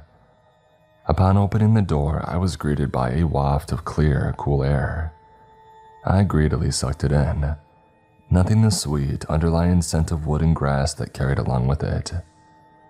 In the city, the air only ever smelt and felt like that right after it had been raining. I placed my feet on the ground and proceeded to shift my weight onto them with some difficulty. My butt was number than ever, and upon stretching, my back let out a few cracks of protest. I looked around. We truly were at the foot of a very large mountain, though when I say at its foot, it doesn't mean that we were level with the ground. The caravan had made its way up the hills that almost seemed to form an entrance to an enormous peak. From where I was standing, I could gaze down to see the lights of more than 3 towns in the distance, far below us from the looks of it. The land that Rob had purchased included a large, wide plain. I'd call it a lowland, but considering the height that we were at, that would probably be an insult to the place. Anyways, it was on the edge of that plain that we had parked into, were all presently crawling out of our cars like bugs from a damp and dark basement. Oh wow, this is like the mountains' welcome mat. The familiar voice of Reuben had caused me to whirl around. He had walked up to me from behind without me noticing, but for what it was worth, he himself had appeared to be wholly occupied with his surroundings, taking in the view with one widened, second swollen up, a slightly narrowed eye. Eventually, he turned to face me. "It's nice here, isn't it?" I merely nodded. My stomach had begun to feel heavy with the dread pulling in its pit again. He was right, though. The mountains were nice. In fact, they might have been the prettiest thing that I had ever seen. But it was difficult to hold on to that admiration and enjoy it, while also knowing that there was something lurking in these parts that had not only been stalking and terrorizing our group, but also attempting to infiltrate us. Noticing my discomfort, Reuben placed his hand on my shoulder, and I raised my eyes to him once more. "What do you think it would have done if it had gotten away with pretending to be you back there?" I asked. My voice sounded hollow, even to myself. "I don't know." I swallowed. "You think it would have killed us, or tried to at least?" I just can't stop thinking about what it might have been planning. Maybe it wanted to pick us off one by one once we had gotten back out onto the road. Imagine that thing getting in the car with Bill. They would have been all alone. Reuben sighed. "You're right, bud. I'm not sure what to tell you. You best stop whacking your head about it. You're only scaring yourself, and besides, the important thing is that it didn't come to that. You found it out right." "I guess, but I won't take credit for that. It tried to lie its way through, but what it said, it didn't make sense, so it wasn't all that good of a disguise." "Yeah, but see, that's actually pretty great. We didn't let it trick us back there, and we won't let it trick us now, granted that it tries anything at all. The thing is, that stunt it pulled with you was probably just something it came up with on the fly. It happened spontaneously, you know. It saw you pull over and decided to simply make a move. I suppose I'm afraid that it might have had time to think now," I explained. "Look, we'll see all about that, all right. No use scaring yourself. It'll be fine, I'm sure. I just had that feeling." He squeezed my shoulder again and gave me a wide, reassuring smile, which he apparently regretted seeing as he winced and pressed a finger to the cut on his lip. Taking note of Rob waving us over, we walked up to him. What little confidence my chat with Reuben had given me, it rapidly faded when I saw our leader's expression. With a set jaw and stern eyes, Rob gave each of us a once-over, as if trying to assess if there was an imposter among us this time as well. Once he was satisfied, he motioned for us to come closer, and for a second I thought he wanted to initiate a team huddle. Thankfully, it didn't come to that. "My friends," he began, his voice lowered and even deeper than normal. "I was hoping to introduce you to this place under more cheerful circumstances. The troubles that we faced in the road were entirely unforeseen, and for that, I'm sorry. Aside from that, however, I would still like to welcome you all to your new home, as formally as our situation allows. I couldn't be happier to have you all here with me." His face softened considerably as once again, his eyes roamed the crowd. Fondly this time, and he looked genuinely grateful and relieved. "We do need to take care of the issue at hand first. You all know what needs to be done. Rob paused, searching our features for signs of approval. I nodded and so did Jesse, and the others gave murmured words of agreement. Rob smiled mirthlessly before carrying on. Thank you, I appreciate that. Now, I've thought about how to proceed, and I believe it would be best if we were to split up into 3 groups. 2 with 3 people and 1 with 4. That way, it will be too many for it to get bold and try to attack. We make sure there's a gun in every team, and then we go search the area. I don't know how far up into the mountains or how far down we might need to go, so I would like for one group to go down, another one to go up, and the third one to look here. If anyone finds anything, let the rest know right away and then we'll all go there. Once again, quiet mutters of agreement followed. I turned to look over at Ruben. Can I come with you? You're good for my nerves. Sure, I figured. He puffed out his chest, looking pleased with himself. I was always good with Bluebell when she got skittish. You realize he's saying that you remind him of a horse, right? Bill chimed in. So you're with us. I guess that's for the best. For you, it'll be twice the security. Not saying you need it, but well, from what I heard, you kinda do. There was a bit of a condescending tone to his voice. I hated agreeing with him, but he undeniably had a point. I'm good at a lot of things, but wandering around in the dark isn't one of them, even with my glasses on. I was sort of night blind, so if there'd be something small and fast coming at me, I most likely wouldn't see it until it would be too late. I sighed, nodding. Yeah, I guess it'll be better. Okay then, let's do this. Let's go. Rob, we'll be searching the plane, alright? Bill shouted out, and Rob gave him an acknowledging wave. He then went to grab a large, heavy-duty flashlight from one of his bags in Ruben's truck, which he handed to me upon his return. You want to light the way? I fumbled around for the switch on the torch, and upon turning it on, it cast a bright beam of light that cut sharply through the darkness ahead. Ready, I muttered. So, where would a thing like that hide? Ruben asked. Well, if I had to guess, I'd say a cave or a burrow. Something like a rabbit hole. I know our shapeshifter isn't an animal, but it's reclusive, so it's gonna want to stay somewhere that no one goes. I thought aloud. We should start looking over there at the edge of the plain, where it kind of breaks off and meets with the mountain. If there's caves here, I think they'd be there. Afterwards, we can still look for any holes that it might have dug. I pointed the flashlight at the spot that I had described. All right, good thinking, Bill said. But no one talks from now on. It might be home. It'll hear us coming either way, but we should still keep it down. And with that, we headed for the far side of the plain. It was about a 10-minute walk until we were standing in front of the mountain and gazing up at it. It almost seemed to melt into the night sky. I let the beam of light travel the rough, rocky wall as we began walking alongside it. I stayed between the 2 men, always a little behind them. I had been wearing my glasses for a long time at that point, causing a throbbing pain to form behind my forehead and eyes.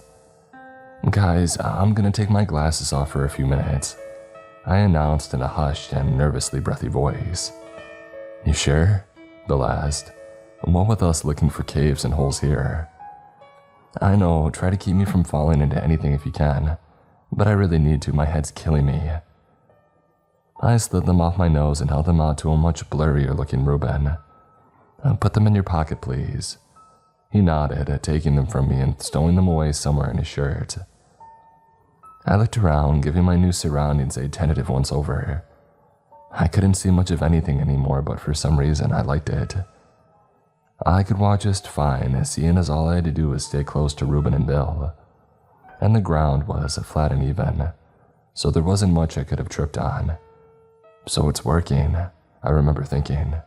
We kept searching along the east side of the mountain until suddenly, after about 20 minutes, Ruben uttered a low, "Hey," and pointed at a spot up ahead of us. That looks like a cave right there. I couldn't see it properly and was about to shine the flashlight at it, but Bill had stopped me. Don't. We don't know what's in there. It could be our stalker or maybe some animal. You better stay here and wait. The 2 of us are gonna go. He took back his flashlight and motioned to Ruben. Wait, I hissed. Get back here. It'll only be a moment, Reuben whispered. We'll just go up there and take a look inside and then come back and call the others, okay? That's all, we're not leaving you here. Fine, but hurry. I urged them, gesturing for the two men to get going. I watched them march off, or rather what little I could still see of them. I could have asked for my glasses back before they left, but that only came to mind when they were already heading to the cave entrance.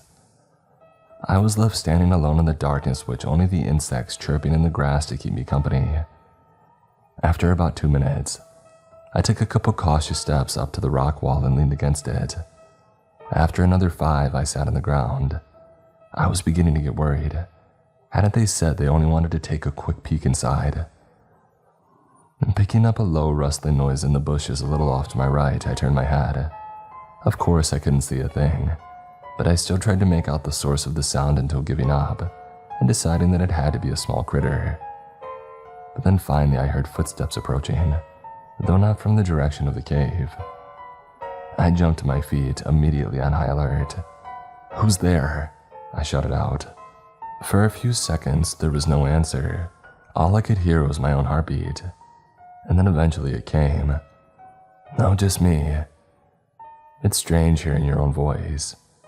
I've always thought that it was intriguing to hear what I sound like to others, so whenever I send people audio messages, I play them back for myself to listen to. That's how I know my own voice. If it weren't for that, I'm not sure if I would have recognized it right away, but I did and froze on the spot. My mind raced, but I knew what was going on. There was only one way that this was happening after all. My thoughts were confirmed when a person appeared right in front of me. A woman, blurry like everything else, but recognizable nonetheless. Her dark red sweater, her black leggings, and those flashy white sneakers. They were just like mine. I even briefly glanced down at myself to check. This was a weird situation. I didn't know what to say or do, but to have this thing impersonate me, it could only mean one thing. It wanted to make its way into our group again, and to do that, it would have to get rid of me first. "Don't you dare come any closer," I began, somehow managing to muster up some courage for my voice to sound firm. As though edged on by my demand, the other me took a step towards me and then another. Trying to get some distance between us, I pressed myself up against the rock behind me, but that didn't keep it from closing in on me. I didn't have a choice. I wasn't going to wait for it to attack. Gritting my teeth, I lunged at it, but the thing simply stepped aside. I nearly tripped and fell, but caught myself just in time.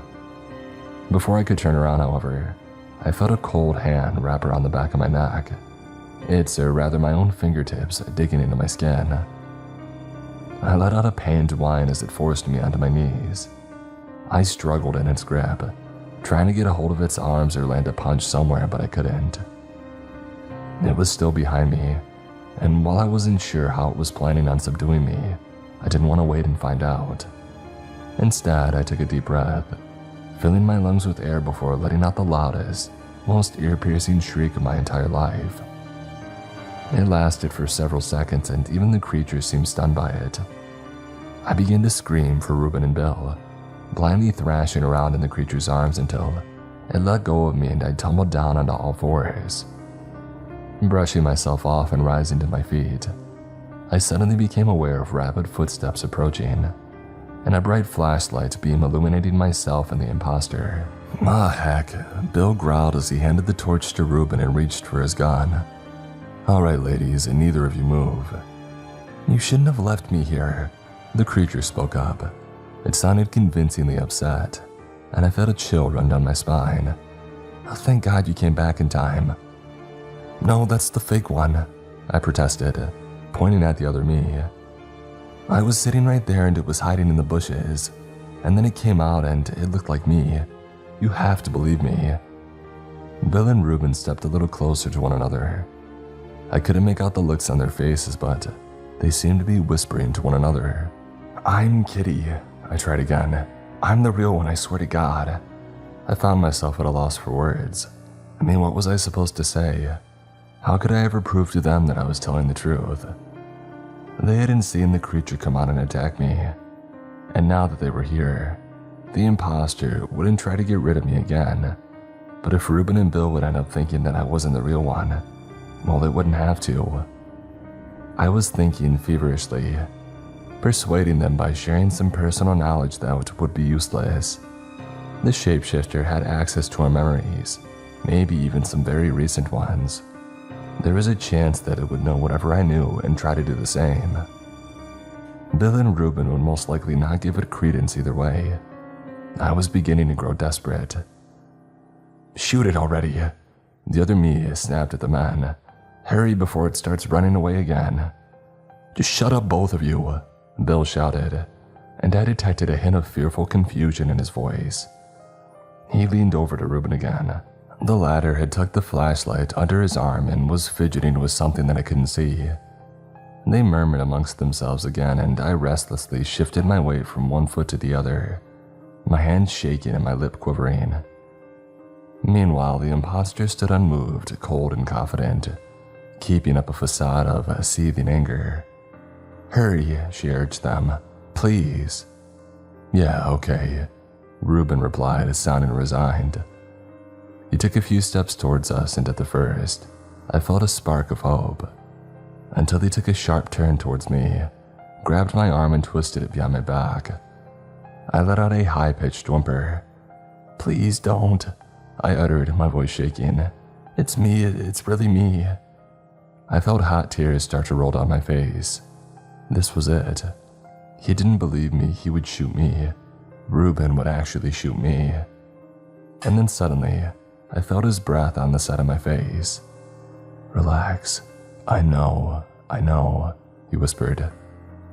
Puzzled, I tried to turn to look at him, but even though he was close, I couldn't make out his expression through the veil of my tears. And then I heard the gunshot, followed by that ungodly ear-piercing howl. Ruben let go of me in an instant, and I spun around to find Bill, standing over the figure that seemed to bend and shrink, its bones cracking audibly as it writhed on the ground. He shot at it again and then again and again, and the creature's spasms grew stronger and more agonized. It wasn't trying to flee. It seemed to be unable to. It was still alive though, way too alive. "Try the head," Ruben bellowed, drawing his own gun and opening fire. Finally, the thing's twitches died down and both men lowered their weapons. "Is it dead?" I breathed, staggering forward to grab onto Ruben's arm. He took in a sharp breath. "I don't know," he said quietly. "It might be faking it. Bill, could you take its pulse or something?" "Not sure if a thing like that's even supposed to have a pulse. I've got an idea though, Ruben. Kitty, pick it up. We'll take it back to the others." He tucked his gun away and fumbled for his phone. I heard him talk with someone else from the caravan, presumably Rob, as Ruben and I cautiously approached the unmoving creature. I thought that I could hear him mention the words fire and big, but my main concern at the time was a different one. Ruben and I contemplated how to carry the shapeshifter and agreed that we would each take 2 of its limbs so in case it would come back to life, we would have it under control. Before we actually did that though, he gave me back my glasses. It was one of those rare occasions on which I was glad to reunite with them. It was also the first time that I got a proper look at the creature. Even today I find it nearly indescribable, but I suppose it mostly resembled a fusion between a monkey and a very small human, but with a very crooked spine, long spindly fingers, and remarkably small black chips for teeth, which protruded from its mouth. It didn't seem to have lips as its gums were exposed, and appeared to meld right into its face. It was partially covered in patches of short, wiry fur, and its skin was mangy and scabby. It was about the size of a dog and standing up. Its head would have most likely reached up to my thighs. As a whole, it was an utterly repulsive sight, but much less frightening now that I had had the opportunity to really examine it. Ruben seemed to have the same thought as he grabbed it by both wrists and lifted it up, me doing the same with its ankles. "Now that I've seen it, it's not that scary anymore for some reason," he remarked. "Maybe that's just because it's so still. And maybe..." We made our way back to the center of the plane in silence and dropped the creature on the ground a few feet away from the cars. "How'd you know that it was me, by the way?" I asked, gently poking the shapeshifter's side with the tip of my shoe. Reuben laughed awkwardly. "I took a pretty risky guess, but it was because you kept squinting at us. There were two kitties and only one could actually see us, and it absolutely wasn't you." I was astounded. Who knew being nearsighted would one day indirectly save my skin? I had barely finished that thought when I felt two arms wrap themselves around me from behind. "Oh, thank God you're okay," Lottie cried out, spinning me around and cupping my face with her hands. "Bill told us everything over the phone. We came right away." Nodding over at her husband, who was carrying a whole bunch of twigs and branches, she added, "We found kindling too. It should burn nicely." "Bill wants to burn that thing?" "Yeah, it's a great idea. If you ask me, I'll only rest assured it's dead once there's nothing left of it." And I wholeheartedly agreed. Lottie went to help Frank start the fire and I walked over to Bill. "Hey, you okay?" I inquired. "Yeah, why wouldn't I be?" "Well, you went a little overboard with the shooting back there and now the fire. Not that there's anything wrong with that. I was just thinking that you might be upset." Bill shrugged. For a few seconds he said nothing, and when he spoke again his voice sounded a bit choked up. "I shouldn't have dragged my little girl into this." I figured it would be best to leave him alone. I waited for the others to light the fire, and once they had done so, it wasn't long until the flames were burning up high. It was just large enough to throw on the shapeshifter, and Jesse got to do the honors. He grabbed the thing and with a grossed out look on his face, hurled it into the blazing heat. We watched it burn together, all of us standing around the fire staring into it, with a mix of disbelief and satisfaction on our faces. After a couple of hours we had put it out, and when we did, there wasn't much left of the shapeshifter. "So that's it," Manuela said to me. She had been standing by my side in silence, looking tired and relieved. "We're home for real now." And she was right. Our life in the mountains had been off to a rocky start, but once we all knew the creature that had inhabited them wasn't a threat anymore, it was like a huge weight had been lifted off of our shoulders. We set up our tents on a cheerful note and went to sleep knowing that we had arrived, and it was a wonderful feeling. It's been a year since all this took place, so a lot has changed since then. We don't sleep in tents anymore. There's a house on the plain in the mountains now, a very big house which belongs to all of us. It took around 8 months to build, with everyone helping and Rob hiring workers to come up here for the more difficult parts of the job. It's not like we spent those 8 months entirely in our tents. Rob owns a hotel in the town over, so we would have rooms there too. Now that the house has been finished for a while, we're basically living door to door in adjacent rooms, which sounds annoying but is actually pretty fun. Currently, the others are working on a sheep barn and stables for horses. Bill, Frank, Rob, Reuben, Jesse, and Lottie do most of the work on the buildings here, and the rest of us have already taken on work in the aforementioned town. I cook at Rob's hotel these days, and it's a lovely place, really fancy, and the pay is amazing, and my coworkers are great. They jokingly call us the Mountain Men, and it's become a running gag with us. Manuela has been selling her paintings again. She mostly works with watercolors and her stuff looks pretty great. I'm not the only one who thinks that, seeing as she's getting into galleries all the time. She says that it isn't a big deal, but I think it is. Myrna works in a boutique and Rose keeps herself busy with the odd part-time job until Credence Ridge will be ready to harbor sheep. That's what we called our home on the plain, by the way, Credence Ridge. I don't know for sure, but I think it was Lottie who came up with it. She's always been good at naming things. I got a call from Nico about a month ago. It came out of nowhere and he asked if I would like to meet up for coffee. I politely declined because, for one, getting there and back would take me over a week, and also because I really didn't want to. I think it was only when I ended the call that I realized for how long that I hadn't thought of him at all. Last year, I'd never thought that I would get over him, so that was pretty great. As for my glasses, I don't even know where they are right now. I wear contacts in the kitchen, but I take them out as soon as I get home.